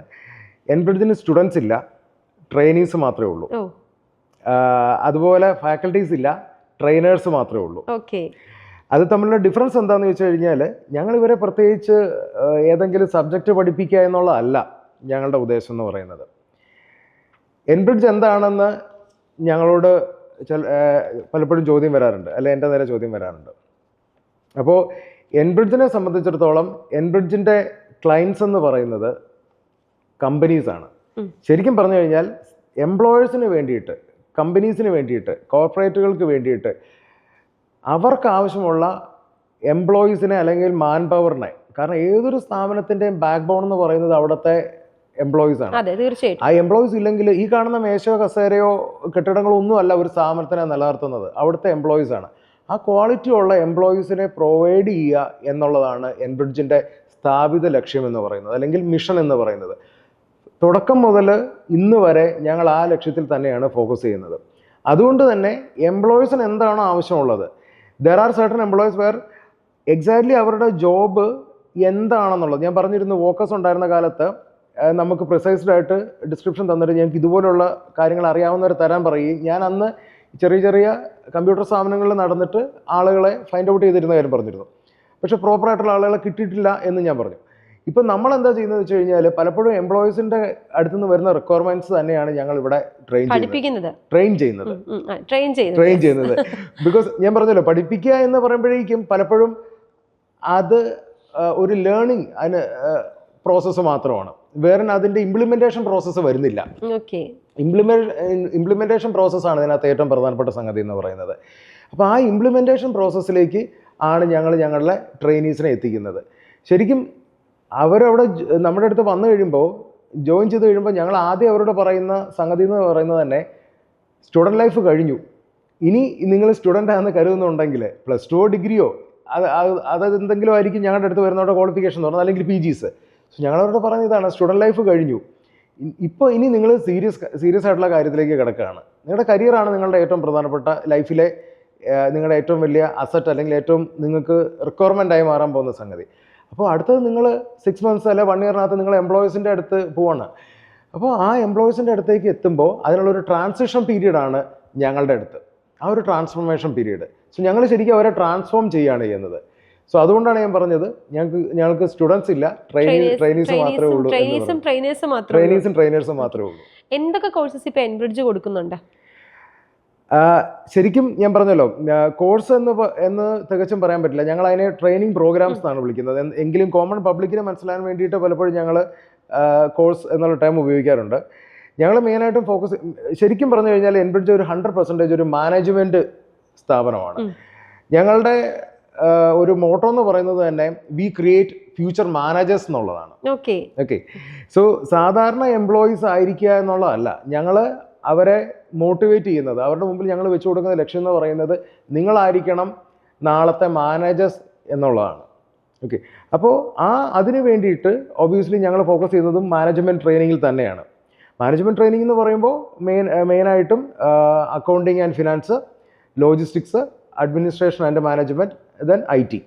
ഈ 4 സെഗ്മെൻറ്റിലാണ് ഞങ്ങൾ ഫോക്കസ് ചെയ്യുന്നത്. IT എന്ന് പറയുമ്പോഴും പ്രോഗ്രാമിംഗ് ലാംഗ്വേജ് പോലെയുള്ള കോമൺ ആയിട്ട് ആളുകൾ കേൾക്കുന്ന അതിലല്ല ഞങ്ങളുടെ ഫോക്കസ് എന്ന് പറയുന്നത്. സിസ്റ്റം അഡ്മിനിസ്ട്രേഷൻ പോലെയുള്ള കൈൻഡ് ഓഫ് മാനേജ്മെൻറ്റ് ജോബ്, ഒരു പ്യുവർ IT ടെക്നീഷ്യൻ അല്ല. ബാങ്കുകൾ അതുപോലെയുള്ള കോർപ്പറേറ്റുകളിലൊക്കെ ജോബിൽ വരുമ്പോൾ അവർക്കൊക്കെ ഒരു IT ഡിപ്പാർട്ട്മെൻ്റ് ഉണ്ട്. അവിടെ പ്രോഗ്രാമിംഗ് ഒന്നും അല്ല നടക്കുന്നത്. അവരുടെ ഇൻഫ്രാസ്ട്രക്ചർ മെയിൻറ്റെയിൻ ചെയ്യാനായിട്ട് they need technical people who are skilled in management also. അല്ലെങ്കിൽ നല്ല ലീഡേഴ്സ് ആയിരിക്കാൻ പറ്റുന്ന, ടീമിനെ നയിക്കാൻ പറ്റുന്ന ആളുകളൊക്കെയാണ് അവർ നോക്കുന്നത്. അപ്പോൾ ഞങ്ങൾ ഫോക്കസ് ചെയ്യുന്നത് whether is a IT graduate or non IT graduate, ഞങ്ങൾക്കതൊരു പ്രശ്നമല്ല. ഞങ്ങളുടെ അടുത്ത് ഏറ്റവും കൂടുതൽ വരുന്നത് ആർട്സ് സ്റ്റുഡൻസ് ആണ്. BA അല്ലെങ്കിൽ അതുപോലെയുള്ള കോഴ്സ് പഠിച്ചിട്ട് വരുന്നവരാണ്, ഡിഗ്രി കഴിഞ്ഞിട്ട് വരുന്നവരാണ്. സോ എല്ലാവർക്കും ട്രെയിനിങ് എല്ലാ പ്രോഗ്രാംസിലും ഞങ്ങൾ IT ഇൻക്ലൂഡ് ചെയ്തിട്ടുണ്ട്. കാരണം വിത്തൗട്ട് IT ഇന്നത്തെ കാലഘട്ടത്തിൽ നിലനിൽക്കാൻ പറ്റത്തില്ല. അപ്പോൾ അതുകൊണ്ട് whether it is accounting or finance, management, logistics, what ever. ഈ ലോജിസ്റ്റിക്സിൽ തന്നെ ഞങ്ങൾ ലോജിസ്റ്റിക്സ് ട്രെയിനിങ് സ്റ്റാർട്ട് ചെയ്യുന്നതിന് മുമ്പ് തന്നെ വർഷങ്ങളായിട്ട് കേരളത്തിൽ ലോജിസ്റ്റിക്സ് ട്രെയിനിങ് നടക്കുന്നുണ്ട്. പക്ഷേ ലോജിസ്റ്റിക്സ് മേഖലയിൽ നിങ്ങൾക്ക് IT ഇല്ലാതെ, ഒന്നുകൂടെ കൃത്യമായിട്ട് പറഞ്ഞു കഴിഞ്ഞാൽ SAP ഇല്ലാതെ നിങ്ങൾക്ക് ഒരു തരത്തിലൊരു കരിയർ ബിൽഡ് ചെയ്യാൻ സാധിക്കില്ല. അപ്പോൾ എൻബ്രിഡ്ജ് ആണ് ആദ്യമായിട്ട് ലോജിസ്റ്റിക്സ് ട്രെയിനിങ്ങിലേക്ക് SAP ഇംപ്ലിമെന്റ് ചെയ്യുന്നത്. എൻ്റെ അറിവിൽ പെട്ടിടത്തോളം ഞങ്ങളാണ് അത് കേരളത്തിൽ ആദ്യമായിട്ട് ഇംപ്ലിമെന്റ് ചെയ്യുന്നത്. ഇന്നിപ്പോൾ പലരും അത് ഫോളോ ചെയ്യുന്നുണ്ട്. പക്ഷേ ഇതുൾപ്പെടെ പല കാര്യങ്ങളിലും ഞങ്ങളാണ് പയനിയേഴ്സ്. അത് ഞങ്ങളാണ് പയനിയേഴ്സ് എന്ന് പറയാൻ കാരണം മറ്റുള്ളവരും ഞങ്ങളോടുള്ള മെയിൻ ഡിഫറൻസ് എന്ന് പറയുന്നത് ഞങ്ങളെ എംപ്ലോയീസിൻ്റെ അടുത്ത് നിന്ന് കേട്ടിട്ടാണ് ഞങ്ങളുടെ സിലബസ് ഫൈനലൈസ് ചെയ്യുന്നത്. അപ്പോൾ ഈ SAPയുടെ കേസ് തന്നെ ഞാൻ ആദ്യമായിട്ട് അറിയുന്നത് ദുബായിൽ ഒരു കമ്പനിയിൽ നിന്നാണ്. അതായത് ലോജിസ്റ്റിക്സിൻ്റെ മേഖലയിൽ തന്നെ ലോകത്തിലെ ഏറ്റവും പോപ്പുലർ ആയിട്ടുള്ള ഒരു കമ്പനിയാണ്. സോ ആ കമ്പനിയുടെ വൈസ് പ്രസിഡൻറ്റുമായിട്ടുള്ളൊരു ഇൻട്രാക്ഷൻ ഇടയ്ക്കാണ് ഞാൻ അറിയുന്നത് ലോജിസ്റ്റിക്സിൽ സർവൈവ് ചെയ്യുകയാണെങ്കിൽ SAP കൂടിയേ തീരൂ എന്നുള്ളത്. അപ്പോൾ നമുക്കതൊരു തിരിച്ചറിവായിരുന്നു. ഞങ്ങളെ സംബന്ധിച്ച് അത് ഭയങ്കര എളുപ്പമുള്ളൊരു സംഗതിയായിരുന്നു ഇംപ്ലിമെൻറ്റ് ചെയ്യാന്നുള്ളത്. കാരണം ഞങ്ങൾ SAPയുടെ ഓതറൈസ്ഡ് ട്രെയിനിങ് സ്ഥാപനമാണ്. യെസ്. അപ്പോൾ ഞങ്ങൾ പ്രൊവൈഡ് ചെയ്യുന്നത് SAPയുടെ ഒറിജിനൽ ഇൻ്റർനാഷണൽ സർട്ടിഫിക്കേഷൻ പ്രൊവൈഡ് ചെയ്യുന്നു. സോ ഞങ്ങളെ സംബന്ധിച്ച് ഞങ്ങൾക്കുള്ള ഇൻഫ്രാസ്ട്രക്ചർ ഉണ്ട്, ലാബ് ഉണ്ട്, ട്രെയിനേഴ്സ് ഉണ്ട്, ഒറിജിനൽ സർട്ടിഫിക്കേഷനും ഉണ്ട്. സോ ഇന്റർനാഷണൽ അക്സെപ്റ്റഡ് ആയിട്ടുള്ള സർട്ടിഫിക്കേഷൻ തീർച്ചയായിട്ടും ഞങ്ങളുടെ എല്ലാ സർട്ടിഫിക്കേഷൻസും ഇന്റർനാഷണൽ വാലിഡിറ്റി ഉള്ളത് മാത്രമേ ഞങ്ങൾ പ്രൊവൈഡ് ചെയ്യുന്നത്. നാഷണൽ ഇതുണ്ട്, NSDCയുടെയും ഒരു ഓതറൈസ്ഡ് സ്ഥാപനമാണ് എൻബ്രിഡ്ജ് എന്ന് പറയുന്നത്. ബട്ട് ഞങ്ങൾ ഒരു എന്താ പറയുന്നത് സാധാരണ സർട്ടിഫിക്കേഷൻസ്, ഞാൻ ലോക്കൽ സർട്ടിഫിക്കേഷൻസ് ഒന്നും പറയുന്നില്ല, എന്നിരുന്നാൽ പോലും സാധാരണ സർട്ടിഫിക്കേഷൻസ് ഞങ്ങൾ പ്രൊവൈഡ് ചെയ്യുന്നില്ല. ഞങ്ങളുടെ അടുത്ത് വരുന്ന എല്ലാ പ്രോഗ്രാമിലും ഞങ്ങൾ പ്രൊവൈഡ് ചെയ്യുന്നത് ഇൻ്റർനാഷണൽ വാലിഡിറ്റി ഉള്ള സർട്ടിഫിക്കേഷൻസ് തന്നെയാണ്. UK നിന്നുള്ളത്, ജർമ്മനി, US അതുപോലെയുള്ള സർട്ടിഫിക്കേഷൻസാണ് ഞങ്ങൾ കൂടുതലും പ്രൊവൈഡ് ചെയ്യുന്നത്. ഓഫ് കോഴ്സ് NSDCയുടെ സർട്ടിഫിക്കേഷനും ഞങ്ങൾ പ്രൊവൈഡ് ചെയ്യുന്നുണ്ട്. അപ്പോൾ ഞങ്ങൾ അവിടെ എൻഷുർ ചെയ്യുന്നത് ഒരു കംപ്ലീറ്റ് പാക്കേജാണ്. അത് എന്തുകൊണ്ടാണെന്ന് ചോദിച്ചു കഴിഞ്ഞാൽ ആദ്യത്തെ ജോബ് ഞങ്ങൾ പ്രൊവൈഡ് ചെയ്യുന്നുണ്ട്. പക്ഷെ ഇവിടെ കൊണ്ട് അവസാനിക്കുന്നില്ലല്ലോ. ഇവർ പിന്നീട് ഇവരുടെ ലൈഫിൽ ഒരുപാട് വർഷങ്ങൾ ഒരുപാട് ഇൻ്റർവ്യൂസും ജോബും ഒക്കെ ട്രൈ ചെയ്യാനുള്ളതല്ലേ. അപ്പോൾ അങ്ങനെ നോക്കുന്ന സമയത്ത് ഈ മൈക്രോസോഫ്റ്റിൻ്റെ സൈറ്റിൽ ഒരു ഡയലോഗുണ്ട്, how they know that you know it. അവർക്ക് എങ്ങനെ അറിയാം, നിങ്ങൾക്കറിയാമെന്നാണ്. ഈ അവർ എന്നുകൊണ്ട് ഉദ്ദേശിക്കുന്നത് എംപ്ലോയേഴ്സിനെയാണ്. അപ്പൊ ഈ എംപ്ലോയേഴ്സിന് എങ്ങനെ അറിയാം നിങ്ങൾക്ക് അവർക്ക് ആവശ്യമുള്ള പർട്ടിക്കുലർ സ്കില്ല് നിങ്ങൾക്കുണ്ടെന്ന് അവർക്ക് എങ്ങനെ അറിയാം എന്നുള്ളതാണ് ചോദിക്കുന്നത്. ആ ചോദ്യം ആണ് അത്, അല്ലെങ്കിൽ അതിനുള്ള ഉത്തരമാണ് ഞങ്ങൾ പ്രൊവൈഡ് ചെയ്യുന്ന ഇന്റർനാഷണൽ സർട്ടിഫിക്കേഷൻസ്. കാരണം I always say it's your certificate is your ticket to an interview എന്നുള്ളത്. കാരണം നിങ്ങളിപ്പോൾ ഒരു നാടകത്തിന് പോകണം അല്ലെങ്കിൽ ഒരു സിനിമയ്ക്ക് പോകണമെങ്കിൽ നിങ്ങൾക്ക് ആ ടിക്കറ്റ് ഉണ്ടെങ്കിലേ നിങ്ങൾക്ക് കയറാൻ പറ്റുള്ളൂ, എൻട്രി ഉള്ളൂ എന്ന് പറയുന്ന പോലെ നിങ്ങൾക്ക് സർട്ടിഫിക്കേഷൻസ് ഉണ്ടെങ്കിൽ മാത്രമേ അവർ നിങ്ങളെ ഇന്റർവ്യൂവിന് വിളിക്കുള്ളൂ. പലരും പറയാറുണ്ട്, സർട്ടിഫിക്കറ്റിലാണോ കാര്യം ഇരിക്കുന്നത്, ജോബ് ചെയ്ത് കാണിക്കല്ലേ വേണ്ടത്, എംപ്ലോയീസിന് വേണ്ടത് അതാണ്, ജോലി ചെയ്യാൻ ഇല്ലാത്തവരെ അവർക്ക് ആവശ്യമില്ല എന്ന്. അത് ഞാൻ വേണം, അതാണ് എൻ്റെ കാര്യം. ഞാൻ അതിനോട്, ആ സ്റ്റേറ്റ്മെന്റിനോട് ഞാൻ 100% യോജിക്കുന്നു. പക്ഷെ എനിക്ക് ചെറുപ്പക്കാരായിട്ടുള്ള ആളുകളോട്, ജോബ് സീക്കേഴ്സിനോട് പറയാനുള്ളത്, അങ്ങനെ നിങ്ങളോട് പറയുന്ന ആളുകൾ നിങ്ങളുടെ അടുത്ത് നിങ്ങൾ മനസ്സിലാക്കേണ്ട ഒരു സംഗതി, അല്ലെങ്കിൽ നിങ്ങൾ എവിടെന്നെങ്കിലും കേട്ടാലും നിങ്ങൾ മനസ്സിലാക്കേണ്ടത്, എനിക്ക് ആദ്യമേ അവിടെ ഒരു എൻട്രി കിട്ടണം. എൻ്റെ പെർഫോമൻസ് കാണാൻ അവർ ഒരു ചാൻസ് തരണമെങ്കിൽ, അല്ലെങ്കിൽ നിങ്ങൾക്ക് നിങ്ങളുടെ കഴിവ് അവിടെ കാണിക്കണമെങ്കിൽ ആദ്യമേ നിങ്ങൾക്കൊരു എൻട്രി അവിടെ കിട്ടണം, ഒരു ഇൻവിറ്റേഷൻ കിട്ടണം. ആ ഇൻവിറ്റേഷൻ ടിക്കറ്റാണ് നിങ്ങളുടെ സർട്ടിഫിക്കറ്റ് എന്ന് പറയുന്നത്. സോ നിങ്ങൾക്ക് സർട്ടിഫിക്കറ്റ് ഉണ്ടെങ്കിൽ മാത്രമേ നിങ്ങൾക്ക് അവിടെ ചെല്ലാൻ പറ്റൂ, നിങ്ങൾക്ക് അവരുടെ മുമ്പിൽ പ്രസന്റ് ചെയ്യാൻ പറ്റുള്ളൂ, പെർഫോം ചെയ്യാൻ പറ്റുള്ളൂ. ഓഫ് കോഴ്സ് നിങ്ങൾക്ക് പെർഫോമൻസ് അവിടെ ആവശ്യമാണ്. സർട്ടിഫിക്കറ്റ് മാത്രം ഉണ്ടായിട്ട് പെർഫോമൻസ് ഇല്ലെങ്കിൽ കാര്യമില്ല, അത് ഞാൻ എഗ്രി ചെയ്യുന്നു. അപ്പോൾ പെർഫോമൻസും ഞങ്ങൾ എൻഷുർ ചെയ്യാറുണ്ട്, അതിലേക്കുള്ള ടിക്കറ്റായ സർട്ടിഫിക്കറ്റും ഞങ്ങൾ എൻഷുർ ചെയ്യാറുണ്ട്. And we make sure that അവർക്ക് എവിടെ ചെന്നാലും, ലോകത്തിൽ എവിടെ ചെന്നാലും അക്സെപ്റ്റബിൾ ആയ സർട്ടിഫിക്കറ്റ്സ് ആണ് പ്രൊവൈഡ് ചെയ്യുന്നത് ഞങ്ങൾ എൻഷുർ ചെയ്യാറുണ്ട്. അപ്പം എൻബ്രിഡ്ജിന്റെ ഏറ്റവും വലിയ അഡ്വാൻറ്റേജസിൽ ഒന്നായിട്ട് ഞാൻ എപ്പോഴും അഭിമാനത്തോടെ ഓർക്കുന്നത് ഈ ഇന്റർനാഷണൽ സർട്ടിഫിക്കേഷൻ. ഇന്ന് കേരളത്തിൽ വേറെയും പല സ്ഥാപനങ്ങളും ഇന്റർനാഷണൽ സർട്ടിഫിക്കേഷൻസ് പ്രൊവൈഡ് ചെയ്യുന്നുണ്ട്. പക്ഷെ മറ്റ് പല കാര്യങ്ങളിലും പൈനിയേഴ്സ് ആയതുപോലെ തന്നെ ഈ ഒരു ട്രെൻഡിലും ഞങ്ങളാണ് പൈനിയേഴ്സ്. യെസ്, തീർച്ചയായിട്ടും. ഞങ്ങൾ ഇന്റർനാഷണൽ സർട്ടിഫിക്കേഷൻസ് പ്രൊവൈഡ് ചെയ്യുന്ന സമയത്ത് കേരളത്തിലെ മറ്റാരും തന്നെ അത് പ്രൊവൈഡ് ചെയ്യുന്നതായിട്ട് എൻ്റെ അറിവിലില്ല. കുറെ കാലം അത് തന്നെയായിരുന്നു ഞങ്ങളുടെ ഹൈലൈറ്റ്. പിന്നീട് ആണ് വേറെ പലരും അതിലേക്ക് വന്നതും ഇന്നിപ്പോൾ അതൊരു കോമൺ സംഗതിയായിട്ട് മാറിയിട്ടുമുണ്ട്. പലപ്പോഴും നമ്മൾ ഇപ്പം അനീഷേട്ടൻ ഇന്റർവ്യൂവിന് വരുന്നതിനൊക്കെ മുന്നേ നമ്മളൊന്നൊരു ആൾക്കാരോടൊക്കെ സംസാരിച്ചു എങ്ങനെയുണ്ട് എൻബ്രിഡ്ജ്. അപ്പോൾ പലപ്പോഴും ഒരു ട്രെയിനിങ് ഇൻസ്റ്റിറ്റ്യൂട്ട് എന്ന വാക്കിനേക്കാൾ ഉപരി ഞാൻ കേട്ടേക്കുന്ന ഒരു മെന്റർ ബ്രാഞ്ചാണ് എൻബ്രിഡ്ജ് എന്നുള്ളതാണ്. അവിടെ നിന്ന് ഇറങ്ങിയേക്കുന്ന കുട്ടികളാണെങ്കിലും അവിടെ നിലയിൽ വർക്ക് ചെയ്തേക്കുന്നവരാണെങ്കിലും അല്ലെങ്കിൽ അനീഷേട്ടനെ അറിയാവുന്നവരാണെങ്കിലും പറഞ്ഞേക്കുന്ന ഒരു വാക്കാണ് മെന്റർ ബ്രാൻഡ്. എന്താണ് ഒരു ട്രെയിനിങ് ഇൻസ്റ്റിറ്റ്യൂട്ട് ഒരു മെന്റർ ബ്രാൻഡ് എന്ന് പറഞ്ഞ വാക്ക് വരാൻ കാരണം? Mentor brand actually as you know, mentor ഒരു വാക്ക്, ബ്രാൻഡ് വേറൊരു വാക്ക്. സോ ഓരോ സ്ഥാപനത്തിനും ഓരോ പ്രത്യേകത ഉണ്ടാവില്ല. എന്ന് പറയുന്ന പോലെ ഞങ്ങളെ സംബന്ധിച്ച് ഞങ്ങൾ ഒരു കംപ്ലീറ്റ് മെന്ററിങ് ആണ് പ്രൊവൈഡ് ചെയ്യുന്നത്.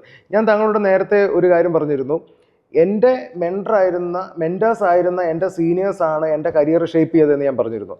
പക്ഷെ നമുക്ക് എല്ലാവർക്കും എപ്പോഴും അങ്ങനത്തെ ഒരു ഭാഗ്യം ലഭിച്ചോളണമെന്നില്ല. ഞാൻ പറഞ്ഞ പോലെ ഞാൻ കോട്ടയത്തു നിന്നാണ്. അവിടെ പുതുതായിട്ട് വരുന്ന അടുത്ത ജനറേഷനിൽ നിന്ന് വരുന്ന ആളുകൾക്ക് എപ്പോഴും കറക്റ്റ്, കോട്ടയം പോലെ തന്നെ ഓൾമോസ്റ്റ് എല്ലാ ജില്ലകളിലും, മേ ബി എറണാകുളത്തെ കുട്ടികൾക്ക് പെട്ടെന്ന് കുറേ അവസരങ്ങൾ കിട്ടുമെന്ന് പറയാം. ബാക്കി എല്ലാ ജില്ലകളുടെ അവസ്ഥ ഏതാണ്ട് സെയിം ആണ്. നമുക്ക് തുടക്കത്തിൽ ആ ഒരു എക്സ്പോഷറോ കാര്യങ്ങളോ കറക്റ്റ് ഗൈഡ് ലൈനോ ഒന്നും ജീവിതത്തിൽ അല്ലെങ്കിൽ കരിയറിൽ കിട്ടാറില്ല. അപ്പം ഞങ്ങളുടെ ജനറേഷന് കിട്ടാണ്ട് പോയത് അത് അടുത്ത ജനറേഷൻ ആയിരുന്നത്. ഞങ്ങളുടെ ജനറേഷന് കിട്ടാണ്ട് പോയ ആ ഒരു ഗൈഡ് ലൈൻ അടുത്ത ജനറേഷൻസിന് കിട്ടണം എന്നുള്ളത് തന്നെയാണ് ഞങ്ങളുടെ ഏറ്റവും വലിയ ഇൻസ്പിറേഷൻ എന്ന് പറയുന്നത്. അപ്പോൾ അവിടെ ഞങ്ങൾ അവരെ മെൻറ്റർ ചെയ്യുന്നു. ഞങ്ങൾ മെൻറ്റർ ചെയ്യുമെന്ന് പറഞ്ഞു കഴിഞ്ഞാൽ ഞാൻ പറഞ്ഞല്ലോ, ഞങ്ങൾ അവർക്ക് ടോപ്പിക്ക് പറഞ്ഞു കൊടുക്കുകയോ സ്കില്ല് പറഞ്ഞു കൊടുക്കുകയോ അതിനാവശ്യമായ ഇൻ്റർനാഷണൽ സർട്ടിഫിക്കേഷൻസ് കൊടുക്കുക മാത്രമല്ല, ഞങ്ങൾ അവരുടെ അടുത്ത സുഹൃത്തുക്കളാണ്. ഞങ്ങൾ അവരുടെ തോളത്ത് കൈയിടാൻ മാത്രം അടുപ്പമുള്ള, അല്ലെങ്കിൽ അവർക്ക് ഇങ്ങോട്ട് തോളത്ത് കൈയിടാൻ മാത്രം അടുപ്പമാണ് ഞാനും എൻ്റെ ട്രെയിനീസും ആയിട്ടുള്ളത്. അവർക്ക് ഞാൻ മാത്രമല്ല, ഞങ്ങളെല്ലാവരും തന്നെ അവരുടെ മെൻറ്റേഴ്സാണ്. ഞങ്ങൾ അവരുടെ പേഴ്സണലായ കാര്യങ്ങളിൽ, കാരണം വ്യക്തി നന്നായാൽ മാത്രമേ അവൻ്റെ പ്രൊഫഷൻ നന്നാവുള്ളൂ. സോ ചിലപ്പോൾ വ്യക്തിപരമായിട്ട് പ്രോബ്ലംസ് ഉള്ള ചില കുട്ടികൾ കാണും. ഞങ്ങൾക്ക് അവിടെ കൗൺസിലേഴ്സ് ഉണ്ട്, കൗൺസിലിംഗ് സെഷൻ ഉണ്ട്. അതായത് മാനസികമായിട്ടൊക്കെ എന്തെങ്കിലും പ്രശ്നങ്ങൾ ഫേസ് ചെയ്യുന്നവരോ അല്ലെങ്കിൽ കോൺഫിഡൻസ് ഇല്ലാത്തവരോ, അതാണ് ഏറ്റവും വലിയ പ്രോബ്ലം എന്ന് പറയുന്നത്. അപ്പോൾ അവിടെ ഞങ്ങൾ 1-to-1 സെഷനിൽ അവരുടെ ആ കോൺഫിഡൻസ് ഇല്ലായ്മ പരിഹരിക്കുകയും അവർ ഫേസ് ചെയ്യുന്ന പ്രോബ്ലംസ് ഞങ്ങൾ കേട്ട് അതിന് ഞങ്ങളെ പരിഹാരം ഉണ്ടാക്കാൻ പരിഹാരം സജസ്റ്റ് ചെയ്യാനേ ഞങ്ങളെ കൊണ്ട് സാധിക്കുള്ളൂ. അതൊക്കെ ചെയ്യുന്നുണ്ട്. അപ്പം ഞങ്ങൾ അവരുടെ പ്രൊഫഷണൽ ഗ്രൂമിങ് മാത്രമല്ല, ഞങ്ങൾ അവരുടെ പേഴ്സണൽ ഗ്രൂമിങ്ങിലും ഞങ്ങളത് ചെയ്യാറുണ്ട്, ഇടപെടാറുണ്ട്. അതുകൊണ്ട് തന്നെ എൻ്റെ ജീവിതത്തിൽ ഞാൻ ഒത്തിരി അഭിമാനത്തോടെ ഓർക്കാറുള്ള ചില നിമിഷങ്ങൾ കൂടുതൽ സംഭവിച്ചിരിക്കുന്നത് എൻ്റെ ഈ കഴിഞ്ഞു പോയ ട്രെയിനീസിൻ്റെ വിവാഹത്തിൻ്റെ ഒക്കെ സമയത്താണ്. കാരണം ഒരുപാട് വിവാഹങ്ങളിലേക്ക് ഞാൻ ക്ഷണിക്കപ്പെടുകയും പല വിവാഹങ്ങളിലും വെറ്റിലയും പാക്കും വെച്ചോ അല്ലെങ്കിൽ കാല് തൊട്ട് ബന്ധിച്ചോ അനുഗ്രഹം മേടിക്കുന്ന തീർച്ചയായിട്ടും അത് ഒത്തിരി പേരുടെ ലൈഫിലും എനിക്ക് സംഭവിച്ചിട്ടുണ്ട്. നമ്മളങ്ങനെ കാരണം അവർ നമ്മുടെ അടുത്തുനിന്ന് പോയിട്ട് 5 വർഷമോ 6 വർഷമോ 7 വർഷമോ ഒക്കെ കഴിഞ്ഞിട്ടായിരിക്കും ചിലപ്പോൾ മാരേജ് വരുന്നത്. പക്ഷെ അപ്പോഴും നമ്മളെ വിളിക്കുക എന്നുള്ളത് ഈ കഴിഞ്ഞ ഒരു 3-4 വർഷം കൊണ്ട് അതിൻ്റെ ഒരു സീരീസ് തന്നെയുണ്ട്. കാരണം ഞങ്ങളുടെ തുടക്കകാലത്തുള്ള പലരും ഇപ്പോഴാണ് കല്യാണ പ്രായത്തുന്നത്. അപ്പോൾ അതിപ്പോൾ ഒരു സീരിയസ് ആയിട്ട് തന്നെ പോകുന്നത്. അപ്പോൾ അത് ആ പേഴ്സണലി അവരെ ടച്ച് ചെയ്യാൻ നമ്മളെ കൊണ്ട് സാധിച്ചുകൊണ്ടാണല്ലോ എന്നുള്ളത്. അപ്പോൾ അതുകൊണ്ട് തന്നെ എനിക്ക് പറയാൻ സാധിക്കും ആ മെന്ററിങ് എന്നുള്ളത് ഞങ്ങൾ എല്ലാ അർത്ഥത്തിലും പേഴ്സണലിയും ഒഫീഷ്യലി ഞങ്ങൾ ചെയ്യുന്നുണ്ട്. അപ്പോൾ അങ്ങനെ മെന്റർ ചെയ്യുന്ന ഒരു ബ്രാൻഡ് എന്ന നിലയിൽ മെന്റർ ബ്രാൻഡ് എന്ന് അറിയപ്പെടുന്നു. ഞാൻ ചോദിക്കട്ടെ, ഒരു ഒന്നെങ്കിൽ നിങ്ങളുടെ അടുത്ത് വരുന്നത് +2 കഴിഞ്ഞ ഒരാള്, അദ്ദേഹം ഒരുപാട് 1ാം ക്ലാസ് മുതൽ LKG മുതൽ +2 വരെ പഠിച്ചിട്ടാണ് വരുന്നത്, അല്ലെങ്കിൽ UG കഴിഞ്ഞിട്ട് വരുന്ന ആള്, എഗെയിൻ 3 വർഷം ഡിഗ്രി കഴിഞ്ഞിട്ടാണ് വരുന്നത്, അല്ലെങ്കിൽ PG കഴിഞ്ഞിട്ട് വരുന്ന ഒരാൾ, അദ്ദേഹം ഇത്രയും നാൾ കഴിഞ്ഞ് ഡിഗ്രിയും കഴിഞ്ഞ എഗെയിൻ 2 വർഷത്തെ ക്ലാസ് കഴിഞ്ഞിട്ടാണ് വരുന്നത്. ഇവിടെ ഒന്നും പഠിപ്പിക്കാത്ത എന്താണ് എക്സ്ട്രാ നമ്മൾ ഈ 6 മാസം കൊണ്ട് ഇവരെ പഠിപ്പിക്കുന്നത്? ജോലി ചെയ്യാൻ പഠിപ്പിക്കും. ജോലി ചെയ്യാൻ എങ്ങനെ? ഞങ്ങൾ അതിനുള്ള സിലബസ് ആണല്ലോ, അല്ലെങ്കിൽ അതാണല്ലോ ഞങ്ങളുടെ ഈ വർഷങ്ങളുടെ റിസർച്ച് എന്ന് പറയുന്നത്. നമ്മളിപ്പോൾ നമുക്ക് ഈ ലേണിംഗ് 3 തരത്തിലുണ്ട്. ഒന്ന് ടാലൻറ്റ് ലേണിംഗ്. ടാലൻറ്റ് ലേണിംഗ് എന്ന് പറഞ്ഞു കഴിഞ്ഞാൽ സാധാരണ ഗതിയിൽ ഇപ്പോൾ താങ്കൾക്കൊരു ഡാൻസ് പഠിക്കണം, താങ്കൾക്ക് ഇഷ്ടമാണ്, അല്ലെങ്കിൽ വയലിൻ വായിക്കാൻ പഠിക്കണം, താങ്കൾ അത് പോയി പഠിക്കുന്നു, ഒരു ടാലൻറ്റ് കിട്ടി. 2 എന്ന് പറയുന്നത് നോളജ് ലേണിംഗ്. അതാണ് ശരിക്കും നമുക്ക് ഈ പറഞ്ഞ +2 ഡിഗ്രി PG ലെവലിലൊക്കെ സംഭവിക്കുന്നത്. നമ്മൾ അറിവിന് വേണ്ടി പഠിക്കുന്നു, പക്ഷേ ആ അറിവ് വെച്ച് നിങ്ങൾക്ക് ഒരു ജോബ് ചെയ്യാനായിട്ട് സാധിക്കാറില്ല. ഇപ്പം നമ്മൾ BCom കഴിഞ്ഞിട്ട് പൊതുവെ അക്കൗണ്ടൻ്റ് ആവാൻ BCom പഠിക്കണമെന്നൊക്കെ ആളുകൾ പറയും. എന്നാൽ നമ്മുടെ നാട്ടിൽ നിന്ന് BCom കഴിഞ്ഞിറങ്ങുന്ന ഒരു കുട്ടിയെ ഒരു സ്ഥാപനത്തിന് അക്കൗണ്ടൻ്റ് ആയിട്ട് അപ്പോയിൻറ്റ് ചെയ്ത് കഴിഞ്ഞാൽ അവനെ കൊണ്ട് ആ സ്ഥാപനം അക്കൗണ്ട്സ് നോക്കി നടത്താനേ പറ്റില്ല. അപ്പോൾ അത് ഈവൻ യൂണിവേഴ്സിറ്റിക്ക് പോലും അറിയാവുന്ന, അല്ലെങ്കിൽ എംപ്ലോയീസിന് ഏറ്റവും നന്നായിട്ട് അറിയാവുന്ന സത്യമാണ്. അപ്പോൾ അവിടെയാണ് 3ാമത്തെ സംഗതി വരുന്നത്, കരിയർ ലേണിംഗ്. അവിടെയാണ് ഞങ്ങൾ പൊസിഷൻ ചെയ്തിരിക്കുന്നത്. കരിയറിൽ ആവശ്യമുള്ള സംഗതികൾ എന്താണോ, നോളജ്, അത് നോളജ് ആയിക്കോട്ടെ, സ്കില്ലായിക്കോട്ടെ, സോഫ്റ്റ് സ്കില്ലായിക്കോട്ടെ, അതാണ് ഏറ്റവും ഇമ്പോർട്ടൻ്റ് ആയ സംഗതി. ഇതന്നെ ഈ പറയുന്ന പോലെ IT-യിലെ നോളജ്, ഇതൊക്കെ ഞങ്ങൾ അവിടെ ഇവർക്ക് കൊടുക്കുന്നു. അത് ചിലപ്പോൾ 6 മന്ത്സ് പ്രോഗ്രാം ആവാം, അല്ലെങ്കിൽ 1 ഇയർ പ്രോഗ്രാം ആവാം. ആ ഒരു പീരീഡിൽ വി മേക്ക് ഷുവർ ദാറ്റ് ഞാൻ ആദ്യം പറഞ്ഞ ആ ഒരു ട്രാൻസിഷൻ, ആ ഒരു ട്രാൻസ്ഫോർമേഷൻ ഇവർക്ക് സംഭവിച്ചിട്ടുണ്ടെന്നും പ്രൊഫഷണൽ പ്ലസ് ഒരു പേഴ്സണൽ ട്രാൻസിഷൻ നടക്കുക തീർച്ചയായിട്ടും അത് സംഭവിക്കുന്നുണ്ട്. We make sure that. കാരണം അവിടെ ട്രെയിനിങ് മാത്രമല്ല, ഞങ്ങളുടെ ഒരു വൈബ് ക്യാമ്പസാണ്. എന്ന് വെച്ച് കഴിഞ്ഞാൽ ഞങ്ങൾക്ക് അവിടെ ആഘോഷങ്ങളുണ്ട്, ഞങ്ങൾക്ക് അവിടെ സെലിബ്രേഷൻസ് ഉണ്ട്, ഞങ്ങൾക്ക് ഈ പറയുന്ന പോലെ ക്രിക്കറ്റ് ടൂർണമെൻറ്റ്, ഫുട്ബോൾ, എല്ലാം ചെറിയ രീതിയിലുള്ളതൊക്കെ തന്നെ. ഒരു കോർപ്പറേറ്റ് ലൈഫ് ഞങ്ങളവിടെ റീക്രിയേറ്റ് ചെയ്യാനായിട്ട് ചെയ്യുന്നുണ്ട്. അപ്പോൾ ഒരു കോർപ്പറേറ്റ് ലൈഫിൽ പോയി കഴിഞ്ഞാൽ സാധാരണഗതിയിൽ ആളുകൾക്ക് കിട്ടുന്ന പല സംഗതികളും നമ്മളവിടെ കൊടുക്കുന്നുണ്ട്, അതിൻ്റെ ഒരു ടേസ്റ്റ് കൊടുക്കുന്നുണ്ട്. എന്നിട്ട് നമ്മൾ അവരോട് പറയുന്നുണ്ട്, if you work hard, if you try well, അടുത്ത ഓണത്തിന് അല്ലെങ്കിൽ അടുത്ത ക്രിസ്മസിന് നിങ്ങൾക്ക് ഏതെങ്കിലും നല്ല കമ്പനിയുടെ നല്ല പൊസിഷനിൽ ഇരുന്ന് ഓണം ആഘോഷിക്കാം എന്നാണ് എല്ലാ വർഷവും. കഴിഞ്ഞ 12 വർഷമായിട്ട് ഞാൻ എല്ലാ വർഷവും എൻ്റെ ഓണം മെസ്സേജിൽ എൻ്റെ കുട്ടികളോട് കൊടുക്കുന്ന മെസ്സേജ് സെയിം ആണ്. ഈ സെയിം മെസ്സേജാണ്. എൻ്റെ ഈ വർഷത്തെ സ്പീച്ചോ കഴിഞ്ഞ വർഷത്തെ സ്പീച്ചോ ഒക്കെ നോക്കിയാൽ ഈ ഒരു സംഗതി തീർച്ചയായിട്ടും അതിനകത്തുണ്ട്. And I M so happy that അതിനകത്ത് ഒരുപാട് പേര് അതൊരു ഇൻസ്പിറേഷൻ ആയിട്ട് എടുക്കുകയും അവരെല്ലാം ഇങ്ങനെ ഓരോരോ പൊസിഷനിൽ എത്തിപ്പെടുകയും. ഏറ്റവും വലിയ രസം എന്താ വെച്ച് കഴിഞ്ഞാൽ, മൂത്തവരാണ് ഇളയവർക്ക് വഴി കാണിക്കുന്ന പറയുന്ന ആ സംഗതി ഞങ്ങളുടെ കേസിൽ ഭയങ്കരമായിട്ട് സംഭവിക്കുന്നുണ്ട്. കാരണം ഇന്ന് ഞങ്ങൾക്ക് വരുന്ന പല നല്ല നല്ല ഓപ്പണിങ്സും ഞങ്ങളുടെ തന്നെ മുൻകാലങ്ങളിലെ ട്രെയിനീസ് ഇന്ന് പല അറിയപ്പെടുന്ന സ്ഥാപനങ്ങളിലെയും മാനേജർ പൊസിഷനിലൊക്കെ ഇരിക്കുന്നവര് അവര് ഞങ്ങളെ വിളിച്ചു തരുന്ന വേക്കൻസീസാണ്. സാർ ആളുണ്ടോ, ഞങ്ങൾക്ക് ഇന്ന ഓപ്പണിംഗ് ഉണ്ട്, അല്ലെങ്കിൽ ഇന്നടുത്തൊരു പുതിയ ഓപ്പണിംഗ് വരുന്നു എന്ന് പറഞ്ഞിട്ട് തരുന്നുണ്ട്. അപ്പോൾ ആ മൂത്തവര് തന്നെയാണ് ഇപ്പോൾ ജനറേഷനെ വീണ്ടും വഴി കാട്ടുന്നത്. തീർച്ചയായിട്ടും ഞാനൊരു എംപ്ലോയ്മെന്റ് കൊടുക്കുന്ന ഒരാളെ കാണുമ്പോൾ ചോദിക്കണമെന്ന് ആഗ്രഹിച്ചു വെച്ചിരിക്കുന്ന ഒരു ചോദ്യം വളരെ ആപ്റ്റ് ആണെന്ന് ഇത്രയും നീണ്ട നേരത്തെ ഒരു കോൺവെർസേഷനിൽ എനിക്ക് മനസ്സിലായി നിങ്ങൾ അതിന് ആപ്റ്റ് ആണെന്ന്. കേരളത്തിൽ തൊഴിലില്ലായ്മ എന്ന് പറയുന്ന വലിയ പ്രശ്നമുണ്ടോ? ഇല്ല. പിന്നെ എന്തുകൊണ്ടാണ് നമ്മുടെ കുട്ടികൾ ഈ +2 കഴിയുമ്പോഴും 10 കഴിയുമ്പോഴും ഡിഗ്രി കഴിയുമ്പോഴും അബ്രോഡ് പോകുന്നത്? അത് എന്തുകൊണ്ട് ഇല്ല എന്ന് തറപ്പിച്ച് പറയുമ്പോൾ എനിക്ക് ആ ഇല്ലാത്തതിന് ഇങ്ങനൊരു റീസൺ അല്ല, എനിക്ക് അതിന് ഉത്തരവുണ്ട്. ഞാൻ അതിന് വേണ്ടിയിട്ട് ആ കാര്യത്തിൽ ഞാൻ ആരോടും സംസാരിക്കാനും കണക്കുകൾ വെച്ച് അത് തെളിയിക്കാനും തയ്യാറാണ്. നിങ്ങൾ ഈ നാട്ടിൽ ഏതെങ്കിലും എംപ്ലോയേഴ്സിനോട് ചോദിക്കൂ, 100% ഫുള്ളായിട്ട് അവരുടെ HR റിക്വയർമെന്റ്സ് 100% ഫുള്ളായിട്ടാണോ പൊയ്ക്കൊണ്ടിരിക്കുന്നത് എന്നുള്ളത്. നിങ്ങൾ ഏത് എംപ്ലോയേഴ്സിനോട് സംസാരിച്ചാലും അവർക്ക് എല്ലാവർക്കും എല്ലാ സമയത്തും ഏതെങ്കിലും തരത്തിലുള്ള മാൻ പവർ റിക്വയർമെന്റ്സ് ഉണ്ട്. നമ്മുടെ നാട്ടിലെ ഏറ്റവും കൂടുതൽ ഒരു ചെറിയ സ്പേസിൽ ഒരുമിച്ച് ഏറ്റവും കൂടുതൽ ആളുകൾ വർക്ക് ചെയ്യുന്ന ഒരു സ്ഥലം എന്ന് പറയുന്നത് നമ്മുടെ ഇൻഫോ പാർക്കാണ്.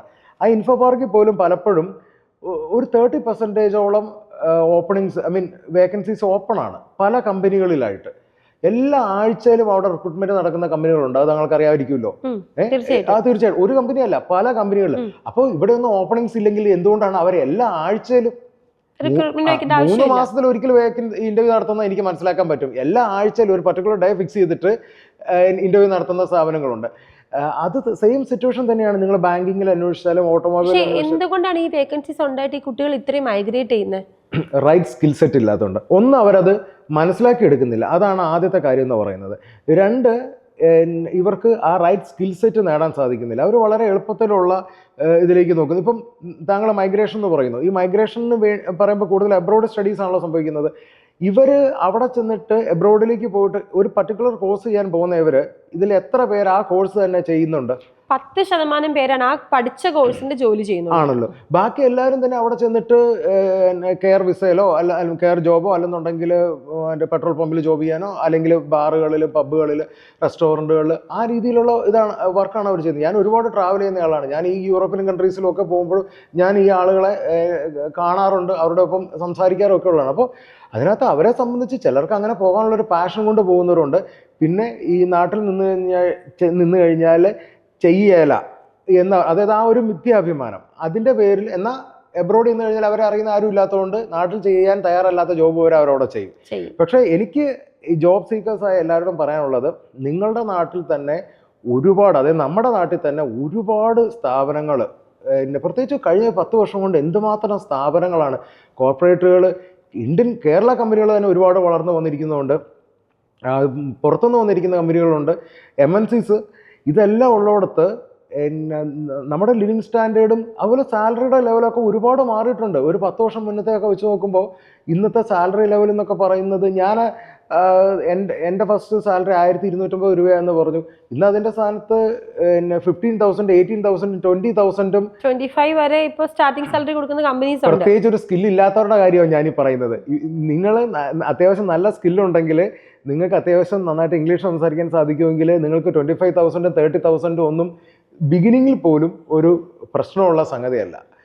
അപ്പോൾ അതുകൊണ്ട് ഓപ്പർച്യൂണിറ്റീസ് ഇല്ല എന്ന്, അല്ലെങ്കിൽ കേരളത്തിൽ തൊഴിൽ സാധ്യതകളില്ല എന്ന് എൻ്റെ അടുത്ത് പറയരുത്. ഞാനത് ഒരിക്കലും സമ്മതിക്കില്ല. കാരണം അങ്ങനെ ഒരു സിറ്റുവേഷൻ ഉണ്ടായിരുന്നെങ്കിൽ, അങ്ങനെ വേക്കൻസീസ് ഇല്ലാതെ വരുന്നൊരു സിറ്റുവേഷൻ ഉണ്ടായിരുന്നെങ്കിൽ എൻബ്രിഡ്ജ് ഒരിക്കലും ഇത്രയും വർഷം സർവൈവ് ചെയ്യില്ല.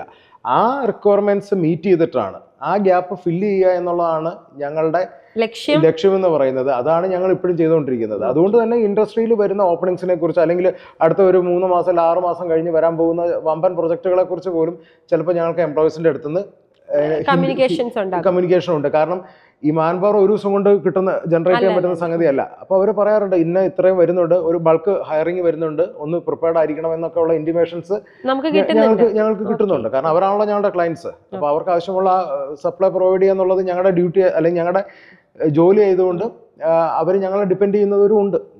തീർച്ചയായിട്ടും. എൻ്റെ സ്പാർക്കിലെ എല്ലാവരോടുമുള്ള ഏറ്റവും അവസാനത്തെ എന്നാൽ മാൻഡേറ്ററി ആയിട്ട് സ്പാർക്കിൽ ചോദിക്കുന്ന ഒരു ചോദ്യം, ലൈഫിലെ പ്രൗഡ് മൊമെന്റ്. എനിക്ക് തോന്നുന്നു അനീഷയോട് ഇത്ര നേരം സംസാരിച്ചപ്പോൾ ഒരുപാട് പ്രൗഡ് മൊമെന്റ്സ് ഉണ്ടായിട്ടുണ്ട്. ഈ പറഞ്ഞ ഇൻസെൻറ്റീവ് മേടിച്ചപ്പോൾ, വീട്ടിലെ അപ്പനെ ജോലിക്ക് വിടാതെ കാര്യങ്ങൾ ഏറ്റെടുത്തപ്പോൾ, ഭാര്യയുടെ പണയം വെച്ച സ്വർണം 6 മാസം കൊണ്ട് തിരിച്ചെടുത്ത് കൊടുത്തപ്പോൾ, 50,000 രൂപയ്ക്ക് വിറ്റ വണ്ടി 6 മാസം കഴിഞ്ഞ് കഴിഞ്ഞപ്പോൾ 1.5 ലക്ഷം രൂപയുടെ നല്ല വണ്ടി, കുറച്ചുകൂടെ നല്ല വണ്ടി മേടിക്കാൻ പറ്റിയപ്പോൾ, അങ്ങനെ എൻബ്രിഡ്ജ് തുടങ്ങിയപ്പോൾ, അങ്ങനെ ഒരുപാട് ലൈഫിലെ പ്രൗഡ് മൊമെന്റ്സ്. ഇപ്പോൾ പലപ്പോഴും കുട്ടികളുടെ വീട്ടിൽ പോകുമ്പോൾ അവർ ആ വെറ്റിലേയും ബാക്കും വെച്ച് അനുഗ്രഹം മേടിക്കുമ്പോൾ ഒക്കെ, ഇതിനേക്കാളൊക്കെ ഉപരിയായിട്ട് നമ്മുടെ ലൈഫിൽ നമ്മൾ മാത്രം സൂക്ഷിക്കുന്ന, നമ്മൾ മാത്രം കാത്തു വയ്ക്കുന്ന ഒരു പ്രൗഡ് മൊമെന്റ് ഉണ്ടാവും. അങ്ങനെ ഒരു പ്രൗഡ് മൊമെന്റ് ചോദിച്ചാൽ എന്ത് പറയും? ഒരു പ്രൗഡ് മൊമെന്റ് അല്ല, 2 ഇത് പറയാം. ഒന്ന്, എൻ്റെ മമ്മിയായിട്ട് അസോസിയേറ്റ് ചെയ്തിട്ടാണ്. എൻ്റെ മമ്മി അത്യാവശ്യം നല്ല വെൽ ഓഫ് ആയിട്ടുള്ളൊരു ഫാമിലിയിൽ നിന്ന് വന്നിരുന്ന ആളാണ്. മമ്മിയുടെ സിബ്ലിങ്സ് അല്ലെങ്കിൽ കസിൻസൊക്കെ വളരെ നല്ല അവസ്ഥയിലുള്ളവരാണ്. പക്ഷേ നിർഭാഗ്യവശാൽ ഞങ്ങൾക്ക് അതിനുള്ളൊരു അവസ്ഥ ഉണ്ടായിരുന്നില്ല. അപ്പം മമ്മിയുടെ റിലേഷനിലേക്കൊക്കെ മാരേജ് അല്ലെങ്കിൽ അതുപോലെ ഫംഗ്ഷൻസൊക്കെ വരുമ്പോഴേക്ക് ഇൻവിറ്റേഷൻ വരുമ്പോൾ ആൾ പോവില്ല. അപ്പോൾ ഞാൻ കുറച്ച് മുതിർന്ന് കഴിഞ്ഞിട്ടാണ് ഞാൻ ചോദിക്കുന്നത്, അവരൊക്കെ വലിയ ഇതാണ്, നമ്മൾ എന്താ അവിടെ പോകത്തെ എന്ന് ചോദിക്കുമ്പോഴേക്കും ആദ്യമേ ആൾ പറയില്ലായിരുന്നു. കുറച്ച് കഴിഞ്ഞ് പറയാൻ തുടങ്ങി, എടാ അത് നമ്മൾ അങ്ങനെ എങ്ങനെ അവരൊക്കെ ഇങ്ങനെ കാറിൽ വരുന്നു, അല്ലെങ്കിൽ നമ്മൾ ബസ്സിൽ കയറി അങ്ങനെയൊക്കെ പോകുന്നത്, ചിലപ്പോൾ ഇത് കുറച്ച് ഉള്ളിലേക്കുള്ള സ്ഥലമൊക്കെ ആയിരിക്കുക. അപ്പോൾ അങ്ങനെയൊക്കെ ഉള്ള ഒരു ബുദ്ധിമുട്ട്, ഒരു മടി ആൾക്ക്. അതായത് നമുക്കൊന്നും ഇല്ലാത്തതുകൊണ്ട് ഒതുങ്ങി നിൽക്കുന്നു, കാറില്ലാത്തതുകൊണ്ട് പോവില്ലെന്നല്ല, മറിച്ച് നമുക്കൊന്നും ഇല്ലാത്തതുകൊണ്ട് ഒതുങ്ങി നിന്നേക്കാം എന്ന് ഉള്ള ഒരു ഇതുണ്ടായിരുന്നു. അതിനൊക്കെ ശേഷം ഞാൻ അത്യാവശ്യം സെറ്റിൽഡായി. താങ്കൾ പറഞ്ഞ പോലെ 1.5 ലക്ഷം രൂപയുടെ കാറ് വലുതായിട്ട് 3 ലക്ഷവും 5 ലക്ഷവും 7 ലക്ഷവും ഒക്കെ ആവാൻ തുടങ്ങി. അങ്ങനെ ഒരു അവസരത്തിൽ ഞങ്ങൾ ഇതുപോലെ പോയി, ഇങ്ങനെ ഒരു ഫംഗ്ഷന് പോയി. അവിടെ ഫംഗ്ഷന് ചെന്ന് കഴിഞ്ഞ സമയത്ത് അന്ന് അത്രയും പേരുടെ മുമ്പിലേക്ക് ചെന്ന് ഇറങ്ങിയ സമയത്ത് ഞാൻ ഇപ്പുറത്തൊന്ന് ഡോറ് തുറന്ന് കൊടുക്കേണ്ടി വന്നു. ആൾക്ക് ഡോറ് തുറക്കാൻ പറ്റിയില്ല. അപ്പോൾ ഞാൻ ഇപ്പുറത്തൊന്ന് തുറന്ന് കൊടുക്കേണ്ടി വന്നു. ആ തുറന്ന് കൊടുത്ത് ആൾ പുറത്ത്, അതുകൊണ്ടാണ് എനിക്ക് ശരിക്കും ഫേസ് കാണാൻ പറ്റിയത് കേട്ടോ.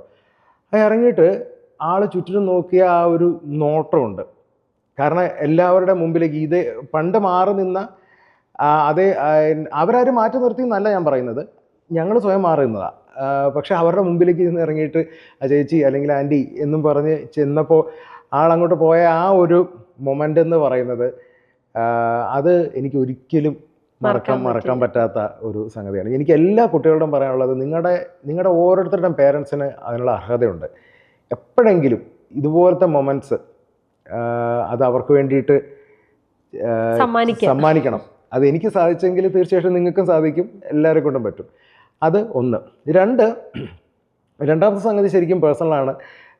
ആദ്യം പറഞ്ഞതും പേഴ്സണൽ തന്നെയാണ്. എന്നിരുന്നാൽ പോലും രണ്ടാമത്തേത് എന്ന് പറഞ്ഞു കഴിഞ്ഞാൽ, താങ്കൾ പറഞ്ഞ പോലെ കളമശ്ശേരിയും ടു പത്മയൊക്കെ സാധാരണ സംഗതി ആയിരുന്നല്ലോ. അന്ന് ഒരുപാട് നടന്ന് ജീവിച്ച ആ വഴികളിലൂടെ, അല്ലെങ്കിൽ സഞ്ചരിച്ച ആ വഴികളും ഈ എറണാകുളം നഗരത്തിൻ്റെ ഓരോ ഇടവഴികളിലൊക്കെയും കൂടെ നമുക്ക് അതുപോലെ സ്ട്രഗിൾ ചെയ്യേണ്ടി വന്നിട്ടുണ്ട്. പക്ഷേ ഇന്ന് അതേ നഗരത്തിൽ എനിക്ക് സ്വന്തമായിട്ട് ഓഫീസുകളുണ്ട്, ഫ്ലാറ്റുകളുണ്ട്, അത്യാവശ്യം വില കൂടിയ കാറുകൾ, BMW, ബെൻസ് ഒക്കെ ഉണ്ട്. അതെല്ലാം KL07 രജിസ്ട്രേഷനിൽ തന്നെ. അപ്പോൾ വിട്ടുകൊടുക്കാതെ ഈ എറണാകുളം നഗരത്തിൽ പിടിച്ചു നിന്നതിൻ്റെ സമ്മാനം എനിക്ക് എൻ്റെ എല്ലാം കിട്ടിയത് ഈ നഗരത്തിൽ നിന്നാണ്. ഞാൻ ജന്മം കൊണ്ട് കോട്ടയംകാരനാണെങ്കിലും കർമ്മം കൊണ്ട് എറണാകുളംകാരനാണ്. കാരണം ഞാൻ ഈ പറഞ്ഞതെല്ലാം എനിക്കുള്ളത് ഇവിടുന്നാണ്.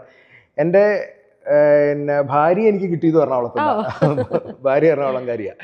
സോ ഞാൻ എപ്പോഴും എൻ്റെ പരിചയക്കാരോട് പറയാറുണ്ട്, അല്ലെ എൻ്റെ ജൂനിയേഴ്സിനോട് ഞാൻ പറയാറുണ്ട്, എല്ലാം എന്ന് വെച്ച് കഴിഞ്ഞാൽ ജീവിതം, ഭാര്യ, അച്ചീവ്മെന്റ്സ്, ഓഫീസ്, എന്താ സമ്പാദ്യം, എല്ലാം എനിക്ക് കിട്ടിയത് ഈ ഒരു നഗരത്തിൽ നിന്നാണ്. So if you work hard, നിങ്ങൾ എഫർട്ട് ഇട്ട് കഴിഞ്ഞാൽ ഈ നഗരം നിങ്ങൾക്ക് അത് തിരിച്ചു തരും. അത് ഈ നഗരം മാത്രമല്ല കേട്ടോ, ഇതേ ഹിസ്റ്ററി ഒരുപാട് ലെഗസി മറ്റു നഗരങ്ങൾ, നമ്മൾ ചെന്നൈയെ കുറിച്ചും ബാംഗ്ലൂരിനെ കുറിച്ചും ബോംബെയെ കുറിച്ചും ഒക്കെ ഇത് കേൾക്കാറുണ്ട്. പക്ഷെ എന്നെ സംബന്ധിച്ച് എൻ്റെ ദുബായിയും എൻ്റെ ലണ്ടനും എല്ലാം എറണാകുളമാണ്. അപ്പോൾ ഈ യാത്ര ഇനിയും തുടരട്ടെ, ഒരുപാട് കുട്ടികൾക്ക് ഒരു ദീപമായി മാറാൻ എൻബ്രിഡ്ജിന് സാധിക്കട്ടെ. അതിനേക്കാൾ ഉപരി ഇത്രയും നേരം കേട്ടിരുന്നപ്പോൾ എനിക്ക് മനസ്സിലായ കാര്യം, നിങ്ങൾ നല്ലൊരു മനുഷ്യനാണ്. ഇതിനേക്കാൾ അപ്പുറം ഒരു കോംപ്ലിമെന്റ് കിട്ടുക എന്ന് പറഞ്ഞ ഇന്നത്തെ കാലഘട്ടത്തിൽ ഭയങ്കര ബുദ്ധിമുട്ടുള്ള കാര്യം. അങ്ങനെ ഞാനൊരു നല്ല മനുഷ്യനായിട്ടുണ്ടെങ്കിൽ അതിൻ്റെ എല്ലാ ക്രെഡിറ്റും എന്നും പറയുന്നത് തീർച്ചയായിട്ടും എൻ്റെ പേരൻസിന്, എൻ്റെ ഭാര്യ, എൻ്റെ മക്കൾ, എല്ലാത്തിലും ഉപരിയായിട്ട് എൻ്റെ ഗുരുക്കന്മാരായിട്ടുള്ള എൻ്റെ അധ്യാപകർ, ദെൻ ജോലിക്ക് ഇറങ്ങിയപ്പോൾ മുതൽ സപ്പോർട്ടായിട്ട് നിന്നിട്ടുള്ള സീനിയേഴ്സ് ആയിട്ടുള്ളവർ, മാനേജേഴ്സ് ആയിട്ടുള്ളവർ, എല്ലാത്തിലുപരിയായിട്ട് എൻ്റെ കൊളീഗ്സ് ആയിട്ട് ഇപ്പോൾ ഉള്ള ആളുകൾ. ഇപ്പോഴും നമ്മൾ അവരിൽ നിന്ന് പഠിച്ചുകൊണ്ടിരിക്കുകയല്ലേ. ഇപ്പം എല്ലാവരും പറയുന്നത് ജെൻസി, ഈ ജെൻസിക്കാരാണ് എൻ്റെ ഏറ്റവും വലിയ കമ്പനി ഇപ്പോൾ.